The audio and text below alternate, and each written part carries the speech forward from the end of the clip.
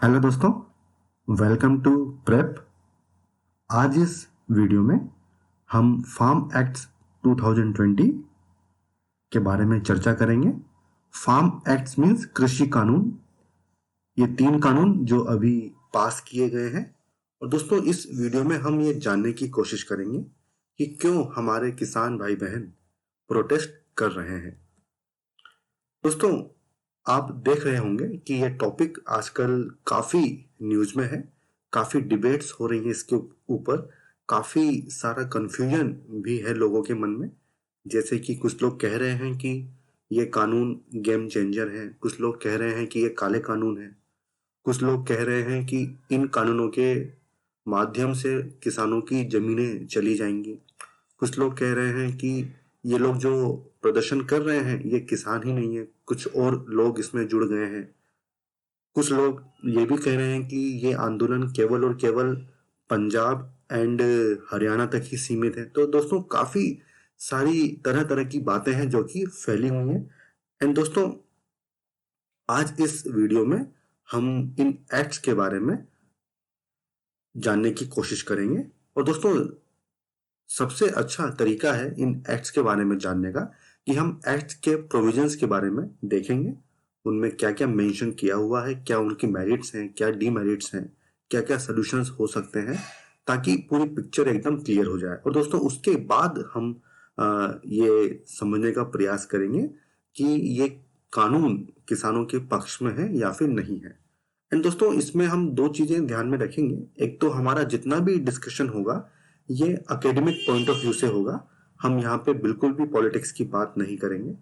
इसके अलावा, क्योंकि हमारा focus UPSC civil service experience पे ज्यादा होता है, तो दोस्तों हम कोशिश करेंगे कि इससे रिलेटेड जो भी टॉपिक हमारे लिए इंपॉर्टेंट है उसको हम यहीं पे डिस्कस कर लेंगे। चलिए दोस्तों, शुरुआत करते हैं। अब दोस्तों, फार्मर प्रोटेस्ट के बारे में जानने से पहले हम ये जानेंगे कि ये जो एग्रीकल्चर सेक्टर है ये कितना इम्पोर्टेंट है हमारे लिए। दोस्तों, ये जो सेक्टर है एग्रीकल्चर सेक्टर, ये हमारे जीडीपी में 17.5% का कंट्रीब्यूशन करता है, पहली चीज।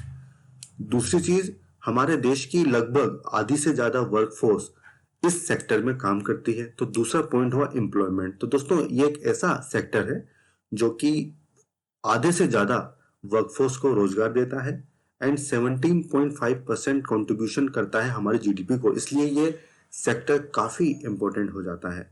एंड दोस्तों, इसीलिए ये जो फार्मर प्रोटेस्ट है इनके बारे में जानना काफी जरूरी है हमारे लिए। और दोस्तों, इसके अलावा कुछ और भी चीजें हैं जो हमें जाननी होंगी। उनमें से सबसे पहली चीज है कि दोस्तों, हमारे यहाँ पे जो एग्रीकल्चर लैंड होल्डिंग है, मीन्स जो खेतों का आकार है, तो दोस्तों जो 86% लैंड होल्डिंग्स है वो स्मॉल एंड मार्जिनल है। इसका मतलब क्या होता है कि इन इतने परसेंट लैंड होल्डिंग की साइज 2 हेक्टेयर से कम है। मतलब दोस्तों, छोटे किसान हमारे यहाँ सबसे ज्यादा है। इसके अलावा दूसरी चीज जो हमें जाननी चाहिए वो ये कि फ्रेंड्स, हमारे यहाँ जो एक एग्रीकल्चर हाउस होल्ड है उसकी मंथली एवरेज इनकम 8931 मीन्स 9000 भी नहीं है, इतनी ही है। तो दोस्तों, ये काफी कम है। अब दोस्तों, जब से मोदी गवर्नमेंट आई है उनका स्लोगन रहा है कि वो बाय 2022-23 फार्मर्स की इनकम को डबल कर देगी। तो दोस्तों, काफी अच्छी बात है, और क्यों ना हो, फार्मर्स की इनकम डबल होनी ही चाहिए। अब दोस्तों, इसके लिए गवर्नमेंट ने क्या किया कि उन्होंने कमिटी अपॉइंट की थी, अशोक दलवाई कमिटी। ये 2016 में इस कमिटी को अपॉइंट किया गया था एंड 18 में इसने अपनी रिपोर्ट सबमिट की थी। दोस्तों, जो लोग यूपीएससी की तैयारी कर रहे हैं उनके लिए एग्रीकल्चर सेक्टर में 3 कमेटी बहुत इंपॉर्टेंट है। पहली तो यही अशोक दलवाई कमेटी, दूसरी है एमएस स्वामीनाथन कमेटी, उसकी रिपोर्ट, और तीसरी है शांता कुमार कमेटी। ये तीनों कमेटी के बारे में आपको पता होना चाहिए। अब दोस्तों, ये जो अशोक दलवाई कमेटी थी इसने फार्मर्स की इनकम को डबल करने के लिए टोटल आई थिंक 7 रिकमेंडेशंस दी थी। और उनमें से वन ऑफ द रिकमेंडेशन ये था कि आप फार्मर्स को फ्रीडम दीजिए। अब किस बात की फ्रीडम? कि वो प्राइवेट होलसेल मार्केट में ट्रेड कर सकें, ठीक है। और दूसरा उसमें यह था कि आप फार्मर को डायरेक्ट बल्क बायर से ट्रेड करने के लिए परमिट कीजिए। दोस्तों एक्चुअली करंट जो सिचुएशन है वो ये है कि फार्मर एंड कंज्यूमर के बीच में मिडिल मैन होते हैं, कुछ एपीएमसीज होती है, मंडीज होती हैं, और उन मंडीज में ही आपका पूरा ट्रेडिंग होगा और उसके बाद मटेरियल बल्क बायर्स के पास जाता है। और दोस्तों एक एग्जांपल और मैं आपको देता हूं। सपोज कीजिए अभी मार्केट में टोमेटो 1 किलो की रेट मान लीजिए 40 रुपए है। तो दोस्तों इसमें से आप मान के चलिए कि किसान को, जिसने टमाटर उगाया है, उसको 10 रुपए से ज्यादा नहीं मिलेगा। ये जो बाकी के 30 रुपए हैं ये मिडिल मैन खा जाते हैं। ठीक है दोस्तों, तो इससे होता क्या है कि फार्मर्स को भी सही प्राइस नहीं मिलती है और जो कंज्यूमर्स होते हैं उनको भी ज्यादा प्राइस पे चीजें मिलती हैं। दोस्तों ये चीज ना हो, इसके लिए इस कमेटी ने रिकमेंड किया था कि आप फार्मर्स को अलाउ कीजिए कि डायरेक्टली जो बल्क बायर्स हैं वहां पे आप उनको अलाउ कीजिए कि वो डायरेक्ट उनके साथ डील कर सके ताकि उनको अच्छी प्राइस मिल सके। अब दोस्तों अगर हम ऑल इंडिया बेसिस पे आप देखें फार्मर्स की एवरेज मंथली इनकम, तो इंडिया का एवरेज मैंने आपको बताया था 8931। इसमें आप देखिए जो हरियाणा है, हरियाणा का मंथली एवरेज काफी ज्यादा है, 18,000 रुपए के आसपास। एंड जो पंजाब है वहां पे उससे भी ज्यादा है, वो है लगभग 23,000। दोस्तों अभी जो प्रोटेस्ट हो रहे हैं इसमें आप देख रहे होंगे कि पंजाब हरियाणा के किसान जो हैं अपने ट्रैक्टरों से आ रहे हैं। तो दोस्तों एक्चुअली हरियाणा पंजाब के जो किसान हैं अगर हम उनकी तुलना करें पूरे भारत के किसानों से, तो उनकी उनकी स्थिति उनसे अच्छी दिखाई देती है। और ये इस इनकम के डाटा में भी उभर के सामने आ रहा है। पर दोस्तों ये जो डाटा है इसमें रीजनल वेरिएशंस काफी ज्यादा है। आप देखिए कहीं पे 7,000 रुपए भी है, कहीं पे 8,000 है, कहीं पे 9,000 है, कहीं पे 10,000 है, कहीं पे 11,000 है। तो काफी ज्यादा रीजनल वेरिएशन है। तो दोस्तों इससे एक बात तो समझ में आती है कि जो हमारा ट्रेडिशनल एग्रीकल्चर का सिस्टम है उसमें हमें काफी सारे रिफॉर्म्स करने की आवश्यकता है। और दोस्तों इसीलिए इन रिफॉर्म्स के लिए गवर्नमेंट ये 3 एक्ट, जिनके विरोध में पूरे भारत में कहें प्रदर्शन हो रहा है और काफी एक हल्ला हो रहा है, तो ये इसी रिफॉर्म के उद्देश्य से किए गए हैं। अब दोस्तों ये जो कहानी है ये शुरू हुई है 5 जून 2020 को। इस समय प्रेसिडेंट ऑर्डिनेंस के माध्यम से इन तीनों एक्ट को पिक्चर में लेके आते हैं। फिर सितंबर 2020 में पार्लियामेंट का सेशन होता है एंड इन एक्ट्स को पास कर दिया जाता है। फिर बाद में प्रेसिडेंट का असेंट भी मिल जाता है। और दोस्तों ये तीनों एक्ट जो है ये फोर्स में आ चुके होते हैं। ये तीनों एक्ट कौन कौन से हैं? सबसे पहला एक्ट है the farmers produce trade and commerce promotion and facilitation act 2020। Second act है the farmers empowerment and protection agreement on price assurance and farm service act 2020। Third act है the essential commodities amendment act 2020। दोस्तों ये तीनों act important है, आपको इनके नाम याद होने चाहिए। अब दोस्तों जैसा कि मैंने आपको शुरू में कहा था कि हम यूपीएससी से रिलेटेड चीजों के बारे में भी हम पढ़ेंगे, तो दोस्तों यहाँ पे आपके मन में डाउट आ रहा होगा कि ऑर्डिनेंसेस क्या होते हैं। तो दोस्तों चलिए पहले हम समझते हैं कि ऑर्डिनेंस क्या होता है। दोस्तों आप ये जानते हैं कि जब भी कोई लॉ बनता है, कोई एक्ट पास होता है, तो दोस्तों उस एक्ट के लिए पार्लियामेंट के दोनों हाउस से उसको पास करवाना जरूरी होता है। पर दोस्तों आप ये भी जानते हैं कि साल भर में हमारे यहाँ पे 3 ही सेशन चलते हैं। ठीक है, मेरे कहने का मतलब यह है कि पूरे साल भर पार्लियामेंट अपने सेशन में नहीं होती है, बीच में कुछ गैप्स होते हैं। और आप इमेजिन कीजिए अगर एक ऐसी सिचुएशन आ जाए कि पार्लियामेंट सेशन में नहीं है और कोई लॉ अर्जेंटली पास करना है या उसको फोर्स में लाना है, तो उस केस में गवर्नमेंट के पास क्या ऑप्शन है? तो दोस्तों उस केस में गवर्नमेंट के पास ऑप्शन होता है ऑर्डिनेंस। फ्रेंड्स हमारे संविधान का आर्टिकल 123 प्रेसिडेंट को यह पावर देता है कि वो ऑर्डिनेंस को इशू कर सकते हैं। पर ऐसा वो कब करेंगे? जब पार्लियामेंट के दोनों हाउस या फिर कोई एक हाउस सेशन में नहीं होता है। और दोस्तों ये जो ऑर्डिनेंस इशू किया जाता है इसका फोर्स एंड इफेक्ट एक पार्लियामेंट के एक्ट के समान ही होते हैं। पर दोस्तों यहाँ पे जो ध्यान देने वाली बात यह है कि जब प्रेसिडेंट ऑर्डिनेंस को इशू करते हैं तो उस ऑर्डिनेंस को जब पार्लियामेंट रीअसेंबल होगी उसके 6 वीक के अंदर दोनों ही हाउस से उसको पास करवाना होता है। ठीक है, अगर पास नहीं होगा तो दोस्तों फिर वो एक्ट, वो जो ऑर्डिनेंस है वो फिर अ, खारिज हो जाता है। ठीक है दोस्तों, तो ये दो चीजें हमने देखी कि प्रेसिडेंट की पावर है और दूसरा उसका ड्यूरेशन। और दोस्तों यहाँ पे ये जो ऑर्डिनेंस होते हैं ये प्रेसिडेंट कभी भी इसको विड्रॉ कर सकते हैं। ठीक है दोस्तों, तो आई होप ये ऑर्डिनेंस वाला कंसेप्ट आपको क्लियर हुआ होगा। अब दोस्तों हम बात करते हैं कि इस हमारे वीडियो में हम क्या क्या चीजें डिस्कस करने वाले हैं। तो दोस्तों हमारा फोकस तो मेनली इन 3 एक्ट्स के ऊपर ही रहेगा कि इनकी मेरिट्स क्या हैं, इनकी डीमेरिट्स क्या है, क्या क्या सजेशंस हो सकते हैं। पर दोस्तों अभी आप देखिए काफी लोग कह रहे हैं कि ये एक्ट जो पास किए हैं हमारी पार्लियामेंट ने, ये कॉन्स्टिट्यूशनल नहीं है, संवैधानिक नहीं है, और इनको सुप्रीम कोर्ट में चैलेंज भी किया गया है। तो हम सबसे पहले डिस्कस करेंगे इन एक्ट्स की कॉन्स्टिट्यूशनलिटी के बारे में, और दोस्तों इसके बाद हम डिस्कस करेंगे जो एक्स्ट्रा टॉपिक्स हैं जो कि फार्म एक्ट से रिलेटेड हैं, जैसे कि एपीएमसी क्या होती है, एमएसपी क्या होती है, फूड कॉरपोरेशन ऑफ इंडिया का क्या सिस्टम होता है, और क्यों मेनली पंजाब एंड हरियाणा में ही इस तरह के प्रोटेस्ट हो रहे हैं। तो दोस्तों ये सारी चर्चा हम करेंगे हमारे इस वीडियो में। अब दोस्तों जो हमारा पहला सेगमेंट है वो ये है कि हम इस सेगमेंट में देखेंगे कि क्या ये एक्ट्स कॉन्स्टिट्यूशनल हैं या नहीं है, और जितनी मेरी समझ होगी उतना मैं आपको यहाँ पे बताने की कोशिश करूंगा। अब दोस्तों इस चीज का क्या मतलब होता है कि कोई एक्ट या कानून संवैधानिक है या नहीं है। दोस्तों आप जानते हैं कि हमारे यहाँ पे जो हमारा कॉन्स्टिट्यूशन है वो सुप्रीम लॉ ऑफ लैंड है। ठीक है, तो दोस्तों कोई भी एक्ट या कानून जब पास होता है तो वो कानून संविधान के प्रोविजंस के अकॉर्डिंग ही होना चाहिए।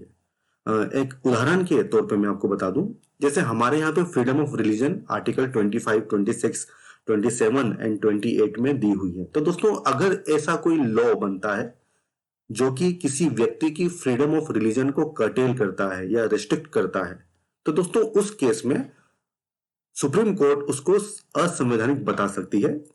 ठीक है, अगर जो रेस्ट्रिक्शंस दिए हुए हैं संविधान में जो दिए हुए हैं उसके अलावा कोई रेस्ट्रिक्शंस लगाया जा रहा है तो दोस्तों अगर हमें चेक करना हो कि कोई एक्ट कॉन्स्टिट्यूशनल है या नहीं है तो उसके क्या तरीके हो सकते हैं। सबसे पहला तो यह होगा कि हम देखें कि उसमें कंटेंट क्या है, उसमें क्या लिखा हुआ है। तो दोस्तों अगर कोई एक्ट किसी फंडामेंटल राइट को वायलेट करे तो उसको असंवैधानिक बताया जा सकता है। और दोस्तों जहां तक मेरी समझ है ऐसा केस यहाँ पे कुछ भी नहीं है। ये एक्ट किसी भी तरह के फंडामेंटल राइट्स को वायलेट नहीं कर रहे हैं।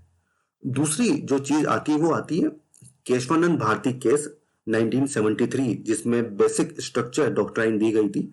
अगर कोई एक्ट संविधान के बेसिक स्ट्रक्चर को वायलेट करता है तो उस केस में जुडिशरी उसको अनकॉन्स्टिट्यूशनल बता सकती है। और दोस्तों ये भी केस यहाँ पे नहीं है, ऐसा कोई भी मामला अभी तक सामने नहीं आया है। दोस्तों तीसरा जो बेसिस है जिसके ऊपर सबसे ज्यादा लोग हल्ला कर रहे हैं, लोग ये बोल रहे हैं कि एग्रीकल्चर स्टेट लिस्ट का आइटम है एंड स्टेट लिस्ट पे लॉ बनाने की पावर स्टेट लेजिस्लेचर को है, जबकि ये लॉ तो यूनियन गवर्नमेंट ने बनाए हैं। तो ये असंवैधानिक है क्योंकि यूनियन गवर्नमेंट की पावर ही नहीं है इस आइटम पे लॉ बनाने की। तो दोस्तों आइए यही मेन मुद्दा है, कंटेंट के बेसिस पे इसको हम अच्छे से समझते हैं। दोस्तों अगर हम देखें कि जो हमारे संविधान का आर्टिकल 246 है उसने पार्लियामेंट एंड स्टेट लेजिस्लेचर की पावर को डिवाइड किया हुआ है। दोस्तों कैसे किया हुआ है फ्रेंड्स, जैसे मान लीजिए हेल्थ, एजुकेशन, डिफेंस, ये सब आइटम्स हैं और इन आइटम्स पे किसके पास लॉ बनाने की पावर है, इसके लिए कॉन्स्टिट्यूशन ने 3 लिस्ट दी हुई है। फर्स्ट यूनियन लिस्ट, ठीक है, सेकंड दी हुई है स्टेट लिस्ट, और थर्ड दी हुई है कॉन्करेंट लिस्ट। तो दोस्तों आर्टिकल 246 में बताया गया है कि यूनियन लिस्ट में जो जो भी आइटम मेंशन किए हुए हैं उस पे लॉ बनाने की एक्सक्लूसिव पावर पार्लियामेंट के पास है। ठीक है दोस्तों, सेकंड बात ये आर्टिकल ये बोलता है कि स्टेट लिस्ट में जो आइटम मेंशन किए हुए हैं उस पे लॉ बनाने की एक्सक्लूसिव पावर नॉर्मल सर्कमस्टांसेस में स्टेट लेजिस्लेचर के पास है। ठीक है, पर इसमें तीसरा जो प्रोविजन है वो ये है कि जो कॉन्करेंट लिस्ट है उस पे लॉ बनाने की पावर पार्लियामेंट के पास भी है एंड स्टेट लेजिस्लेचर के पास भी है। तो दोस्तों ये तीनों चीजें हमें पता होनी चाहिए। अब दोस्तों एक और आर्टिकल है जो जिसकी हमें जरूरत पड़ेगी, वो है आर्टिकल नंबर 254।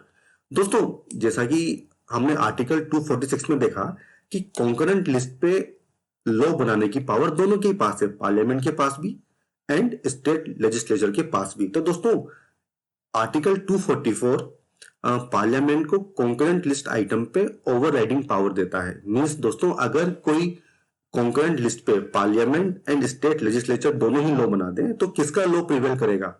वो प्रिवेल करेगा पार्लियामेंट के द्वारा बनाया गया एक्ट। मींस पार्लियामेंट को ओवरराइडिंग पावर दी गई है। ठीक है दोस्तों, तो फ्रेंड्स ये जो तीनों एक्ट पास हुए हैं ना, ये कॉन्करेंट लिस्ट के आइटम के ऊपर ही पास किए हुए हैं और यहाँ पे पार्लियामेंट को ओवरराइडिंग पावर दी गई है।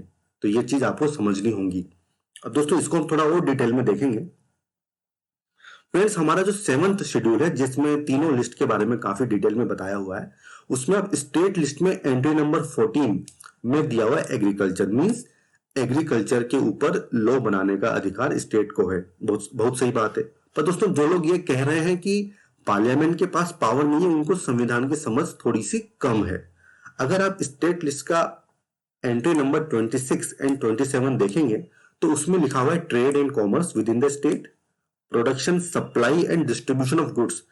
ये तीनों जो आर्टिकल हैं, ये जो तीनों एक्ट बनाए गए हैं, ये trade, commerce, production, supply and distribution से ही रिलेटेड है। यहाँ पे दिया हुआ डिस्ट्रीब्यूशन ऑफ गुड्स, मींस इसमें एग्रीकल्चर गुड्स भी शामिल है। तो दोस्तों लोग कह रहे हैं कि भाई ये चीज भी तो स्टेट लिस्ट के ही पास है ना। पर दोस्तों यहाँ पे देखिए लिखा हुआ है कि subject to the provision of entry number 33 of list 3। तो दोस्तों हमें जानना होगा कि ये एंट्री 33 क्या है। फ्रेंड्स कॉन्करेंट लिस्ट का जो एंट्री नंबर 33 है वो बात करता है trade, commerce, production, supply and distribution. ये पांचों वही सेम आइटम है जो हमने पहले देखे, trade, commerce, production, supply, distribution.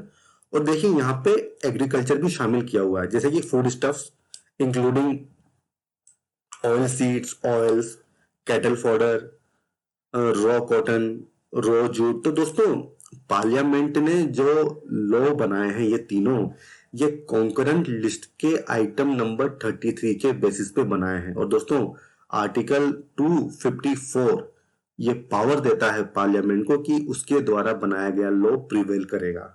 और दोस्तों आप सोच रहे होंगे कि ये सेम चीजें दो बार क्यों दी हुई है, स्टेट लिस्ट में भी है और कॉन्करेंट लिस्ट में भी है। तो दोस्तों जब आजादी के बाद गवर्नमेंट को लैंड रिफॉर्म्स करने थे तो गवर्नमेंट को यह अंदेशा था कि एग्रीकल्चर स्टेट लिस्ट का आइटम है और जब तक और क्योंकि स्टेट गवर्नमेंट काफी रिलक्टेंट थी कि हम रिफॉर्म्स नहीं लाएंगे, लैंड रिफॉर्म्स, तब गवर्नमेंट ने 3rd कॉन्स्टिट्यूशनल अमेंडमेंट एक्ट किया और उसके माध्यम से ये वाला आइटम जोड़ा गया कॉन्करेंट लिस्ट में, ताकि यूनियन गवर्नमेंट जो है एक्ट बना सके लैंड रिफॉर्म्स के लिए। तो दोस्तों आई होप आपको ये जो पहली चीज है जो हमने डिस्कस की कंटेंट के बेसिस पे क्या ये लॉज संवैधानिक है या नहीं है वो क्लियर हो गई होंगी।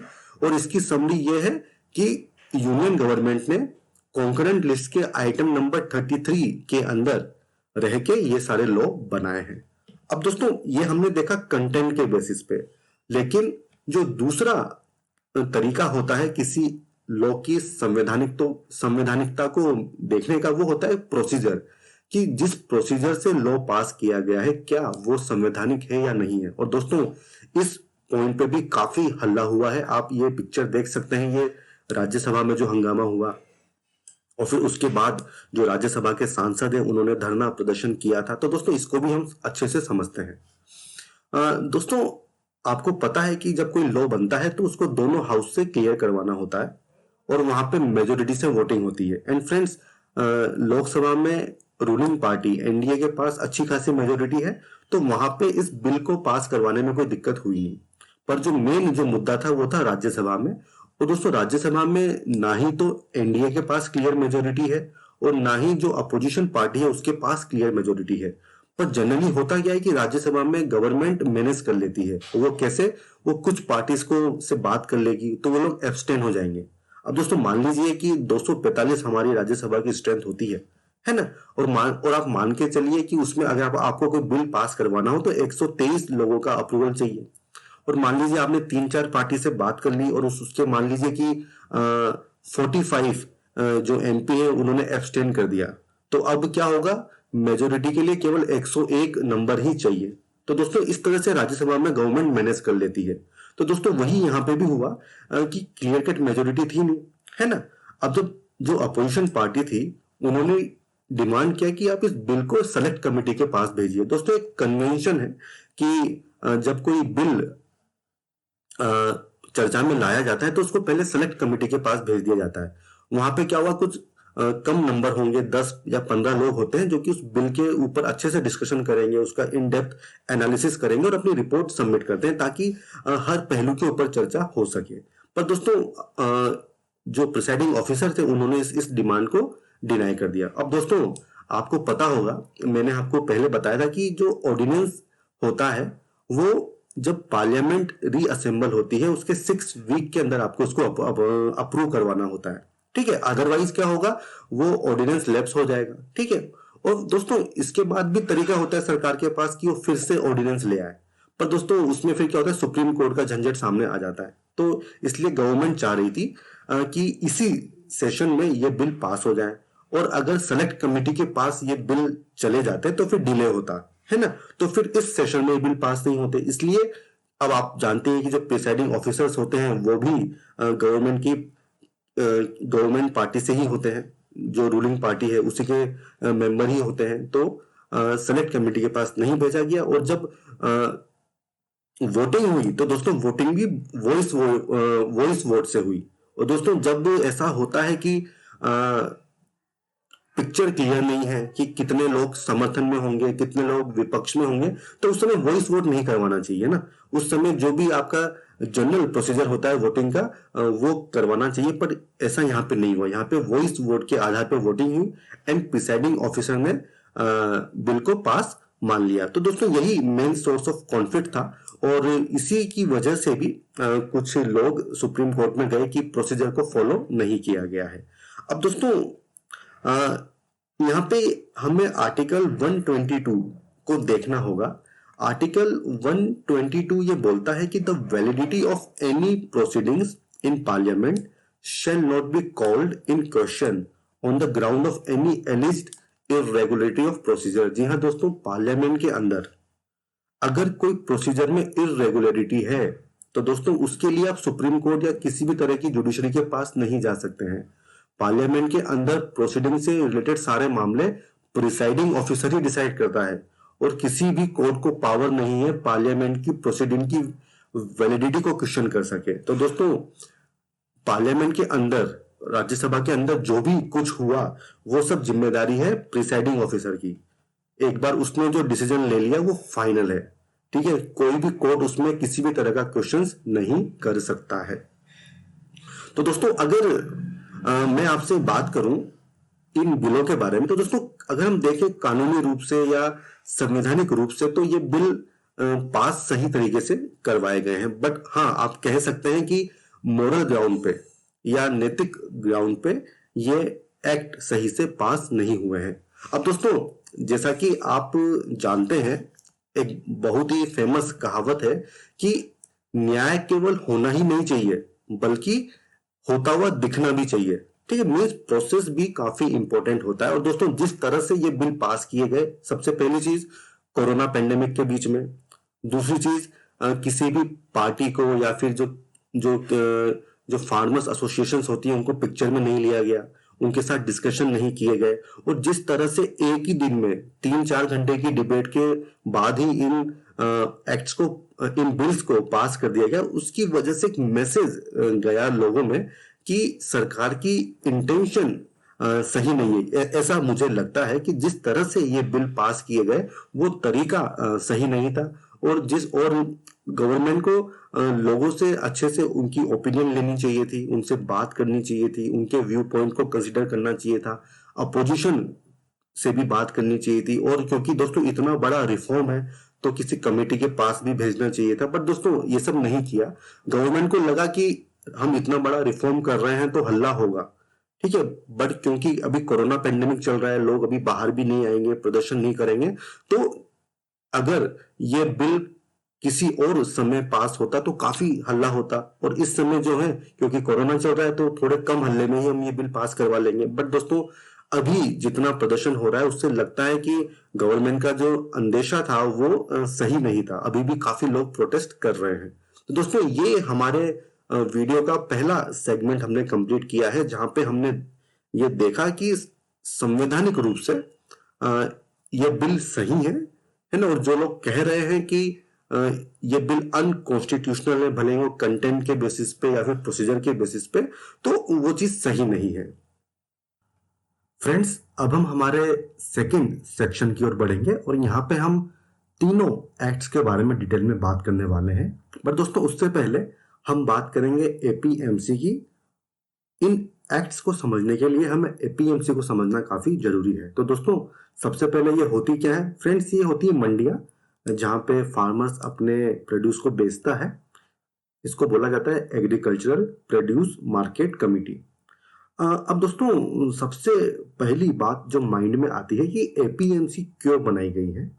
तो फ्रेंड्स, जब हमारा देश आजाद हुआ तो उस समय हमारे फार्मर्स की कंडीशन अच्छी नहीं थी। उनका एक्सप्लॉयटेशन होता था। वो कैसे होता था दोस्तों? क्योंकि फार्मर्स को क्रेडिट की आवश्यकता होती थी उनके खुद की नीड्स के लिए और फार्मिंग के लिए। तो वो क्या करते थे कि मनी लेंडर्स या जमींदार से काफी हाई इंटरेस्ट पे लोन या क्रेडिट ले लेते थे, है ना। और जब उनकी फसल कटती थी तो उसी समय वहां पे मनी लेंडर जमींदार पहुंच जाएंगे और क्या करेंगे, उनकी फसल को औने पौने दामों पे खरीद लेते थे। तो उनको अच्छी प्राइस नहीं मिलती थी और इसमें होता क्या था कि केवल उनका इंटरेस्ट ही चुकता था, जो उनका मूल जो होता था वो तो बचा ही रहता था। तो ये पूरा एक साइकिल चलता रहता था और किसानों के ऊपर जो क्रेडिट होता था वो काफी बढ़ता जाता था। तो दोस्तों, आपने देखा भी होगा, जो हमारे यहाँ पे पुरानी बॉलीवुड मूवीज बनती थी वहां पे भी काफी अच्छे से इस चीज को समझाया गया है कि एक किसान होगा, गरीब किसान, और एक लाला मुनीम जमींदार को अच्छे से वहां पे डिपिक्ट किया जाता था। अब दोस्तों, इस चीज से किसान को बचाने के लिए गवर्नमेंट ने एपीएमसी का कंसेप्ट लेके आई थी। अब दोस्तों, ये एपीएमसी होती क्या है? और फ्रेंड्स, जैसा कि मैंने पहले आपको बताया कि ये बेसिकली मंडियां होती है और इनका ऑब्जेक्टिव क्या होता है? इनका सबसे पहला ऑब्जेक्टिव होता है कि to ensure that farmers are not compelled by intermediaries to sell their produce at the farm gate at throwaway prices। जी हाँ दोस्तों, सबसे पहले इनका मकसद होता है कि फार्मर्स अपनी फसल को औने पौने दामों पे न बेच सके। ठीक है, डायरेक्ट एक मंडी होगी, उस मंडी में आके फार्मर्स बेच सकेंगे और इस मंडी में क्या होगा कि फार्मर्स के प्रोड्यूस की बोली लगाई जाएगी और जो सबसे ज्यादा बोली देगा उसमें फार्मर अपना प्रोड्यूस को बेच देगा। तो इससे क्या होगा, उसको अच्छे से अच्छी प्राइस मिलेगी। और गवर्नमेंट का ये मानना था कि इससे होगा क्या कि जो फार्मर्स का शोषण है, एक्सप्लॉयटेशन है, वो कम होगा। अब दोस्तों, यहाँ पे ये मैंडेटरी था कि जितना भी फूड प्रोड्यूस होगा उसकी पहली जो उसकी बिक्री होगी वो एपीएमसी के यार्ड में ही होगी, ताकि किसी भी तरह से ये जो इंटरमीडियरी होंगे जैसे साहूकार या मनी लेंडर या जमींदार, इनसे किसान को बचाया जा सके। अब दोस्तों, बेसिकली होता क्या है कि एक जैसे स्टेट होगा उसके ज्योग्राफिकल डिविजन्स कर दिए जाते हैं और उसको मार्केट मंडीज में तब्दील कर दिया जाता है। उस एरिया में जो किसान होगा वो अपने प्रोड्यूस को यहाँ पे लेके आएगा, यहाँ पे उसके फसल की बोली लगाई जाएगी। यहाँ पे क्या होंगे, कुछ ट्रेडर्स होते हैं जिनके पास लाइसेंस होता है। ठीक है, और लाइसेंस लेने के लिए उनको फीस चुकानी पड़ती है। ठीक है, तो वो क्या करेंगे, वो लाइसेंस ट्रेडर इनकी बोली लगाएंगे और जो भी ट्रेडर क्या बोलते हैं सबसे ज्यादा बोली लगाएगा, किसान उसको अपना माल बेच देगा। और इसके अलावा होता क्या है दोस्तों कि गवर्नमेंट जिन जिन फसलों पे एमएसपी अनाउंस करती है तो उनपे यहाँ पे एपीएमसी में भी यही होता है कि एमएसपी से नीचे उनको खरीदा नहीं जाएगा। अब दोस्तों, जैसे कोई होलसेलर है या कोई रिटेलर है, मान लीजिए कोई शॉपिंग मॉल वाला आदमी है जैसे रिलायंस फ्रेश है, उसको कुछ चीजें खरीदनी है, या फिर कोई फूड प्रोसेसिंग कंपनी है उसको कोई मटेरियल खरीदना है, तो वो भी इस एपीएमसी में आएगा और वो इन ट्रेडर्स से जिनके पास लाइसेंस है उससे वो चीज खरीदेगा। वो डायरेक्टली फार्मर से चीज नहीं खरीद सकता है। तो इस तरह की व्यवस्था की गई थी। अब दोस्तों शुरुआत में तो ये व्यवस्था काफी अच्छी चली, बट जैसे जैसे समय गुजरा इसमें काफी सारी कमियां सामने आने लगी, वो भी हम डिस्कस करेंगे। पहले हम देख लेते हैं कि इसके बेनिफिट्स क्या होते हैं। जैसे दोस्तों सबसे पहला तो जिस उद्देश्य से ये बनाया गया था कि प्राइस अच्छी मिले, ऑक्शन के माध्यम से यहाँ पे बोली लगाई जाएगी और एक अच्छी प्राइस दी जाएगी फार्मर को। यहाँ पे एमएसपी पर ट्रेडिंग होती है, जैसा कि मैंने आपको पहले बताया। और दोस्तों जो ये मंडी होती है यहाँ पे कुछ टेस्टिंग फैसिलिटीज भी होती हैं, जैसे कि सोइल टेस्टिंग फैसिलिटी होगी, जिससे कि एक किसान अपनी फीस भरेगा और उसकी सुविधा ले सकता है। अब दोस्तों यहाँ पे एक्चुअली होता क्या है मंडी में कि लाइसेंस ट्रेडर एंड फार्मर्स के बीच में भी कुछ कमीशन एजेंट्स होते हैं, जिसको अपने नॉर्थ में क्या बोलते हैं, आड़तिया। ये बेसिकली क्या करेंगे, ये किसान से भी कमीशन लेंगे, ट्रेडर से भी कमीशन लेंगे और एक बिचौलिए का काम करते हैं। और दोस्तों एक्चुअली होता क्या है कि ये जो कमीशन एजेंट होते हैं ये गांव के लोग होंगे, किसान इनको जानते भी हैं, इन पर ट्रस्ट भी करते हैं, और जब कभी बुरा समय आता है तो उस समय कमीशन एजेंट किसान की हेल्प भी करेंगे। उसको हो सकता है पैसे दे लोन दे दे, या फिर जब किसान अपना माल लेके मंडी में आएगा तो उसका जो भी वेइंग वगैरह होगा या ट्रांसपोर्टेशन होगा उसमें भी कुछ हेल्प कर देते हैं। तो यहाँ पे थोड़ा ट्रस्ट वाला रोल भी पिक्चर में आता है। बट दोस्तों समय के साथ, जैसा मैंने आपको पहले बताया कि इन एपीएमसी में काफी सारी कमियां उभर के सामने आई। दोस्तों पहले आप एपीएमसी की वर्किंग में आपको समझाता हूँ। मान लीजिए एक ये किसान है, ठीक है, और ये किसान अपनी एक फसल लेके एपीएमसी में गया। तो पहले तो क्या होगा कि एपीएमसी उसके खेत के बाहर तो होगी नहीं, ठीक है, कोई दूर जगह पे होगी, तो उसको पहले ट्रांसपोर्टेशन पे करना होगा। उसको हो सकता है एक ट्रक या ट्रैक्टर हायर करना हो। उसके बाद वो अपनी फसल उस पर लोड करेगा, ठीक है, और पहुंचेगा मंडी। अब मंडी में जब वो पहुंचा तो ऑलरेडी उसका ट्रांसपोर्टेशन कॉस्ट तो उसने दे ही दी, ठीक है। अब वहां पे उसको मिलेंगे कमीशन एजेंट, ठीक है। ये कमीशन एजेंट क्या करेंगे, उससे कमीशन भी लेंगे, है ना। और कमीशन लेने के बाद ये जो लाइसेंस ट्रेडर होंगे ये किसान की फसल खरीद लेते हैं, ठीक है।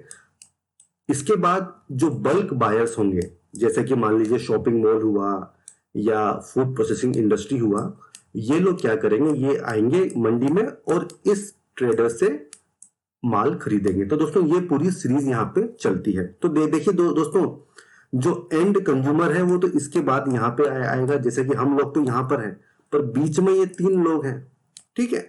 तो इससे क्या होगा कि जो चीज हमें 40 रुपए में मिल रही है, जैसा कि मैंने आपको पहले बताया था, जैसे टमाटर हमको 40 रुपए किलो मिल रहा है, तो दोस्तों किसान को तो इसका मैक्सिमम 10 रुपए ही मिलेगा। ये बाकी के जो 20 के 30 रुपए हैं ये इन्हीं लोगों के बीच चले जाते हैं। तो इससे होता क्या है कि किसान को अपनी फसल का सही मुआवजा नहीं मिला और कंज्यूमर पे भी क्या हुआ, लोड बढ़ गया, क्योंकि 10 रुपए की चीज उसको यहाँ 40 रुपए में मिल रही है ना। अब इसमें जो चीज देखने को मिलती है एपीएमसी में दोस्तों, यहाँ पे क्या होता है कि ये जो लाइसेंस ट्रेडर्स होते हैं ये अपना एक कार्टेल बना लेते हैं। दोस्तों जैसा मैंने आपको पहले बताया था कि ये जब कोई किसान इस मंडी में आएगा तो उसकी फसल की बोली लगाई जाएगी। अब अलग अलग ट्रेडर्स हैं तो सब लोग अलग अलग बोली लगाएंगे, जो ज्यादा बोली देगा किसान उसको बेच देगा। बट होता क्या है दोस्तों, ये जो लाइसेंस ट्रेडर होते हैं ये अपना एक कार्टेल बना लेते हैं, एक अपना ग्रुप बना लेते हैं और ये डिसाइड कर लेते हैं कि हम इससे ज्यादा देंगे ही नहीं। तो फार्मर की मजबूरी बन गई है, ठीक, कि वो उसी प्राइस पे बेचेगा। क्योंकि दोस्तों देखिए फार्मर एक ट्रांसपोर्टर को अरेंज करके अपना मटेरियल यहाँ पे लेके आया है, तो उसको तो बेच के जाना ही है, पहली बात। और आप इमेजिन कीजिए अगर उसके पास कोई सब्जियां हैं जो कि पेरिशेबल हैं, जो कि मान लीजिए 1 दिन में खराब हो जाएंगी, 2 दिन में खराब हो जाएंगी, तब तो उसकी मजबूरी बनी जाती है कि उसको हर हालत में अपना माल इस बंदे को भेजना है और जो भी रेट ये देगा वो उसको एक्सेप्ट कर ही लेगा, है ना दोस्तों। तो पहली चीज तो ये होगी कार्टेलाइजेशन। सेकंड चीज दोस्तों, क्योंकि देखिए ये एक रेगुलेटेड मार्केट होता है और ये कंडीशन है कि इस एरिया का हर किसान एपीएमसी में ही आके अपना फर्स्ट जो सेलिंग है वो करेगा। तो दोस्तों हुआ क्या कि इससे एपीएमसी की मोनोपोली हो गई। दोस्तों मोनोपोली किसी भी चीज में खराब होती है, क्योंकि दोस्तों अगर कंपटीशन नहीं है तो क्या होगा, व्यवस्थाएं सुधरती नहीं है बल्कि बिगड़ती ही चली जाती है ना। एक इंप्रूवमेंट के चांसेस काफी कम हो जाते हैं। और दोस्तों इसके अलावा जो अगला रीजन था फ्रेंड्स, जब किसान आके यहाँ पे अपना माल बेच रहा है तो ऐसा नहीं है कि उसको तुरंत पेमेंट मिलेगा, 2 महीने 3 महीने बाद उसको जो है पेमेंट मिलता है। और दोस्तों किसान की सबसे बड़ी समस्या यह है कि उसको पैसा तुरंत चाहिए, क्योंकि उसको अपना घर का खर्चा भी चलाना होता है, उसको फिर से खेती स्टार्ट करनी होती है, तो ये पेमेंट का भी काफी इशू था। अगला दोस्तों, एपीएमसी से हुआ क्या कि ज्योग्राफिकल बाउंड्रीज बना दी गई। इससे क्या हुआ, मार्केट का फ्रेगमेंटेशन हो गया।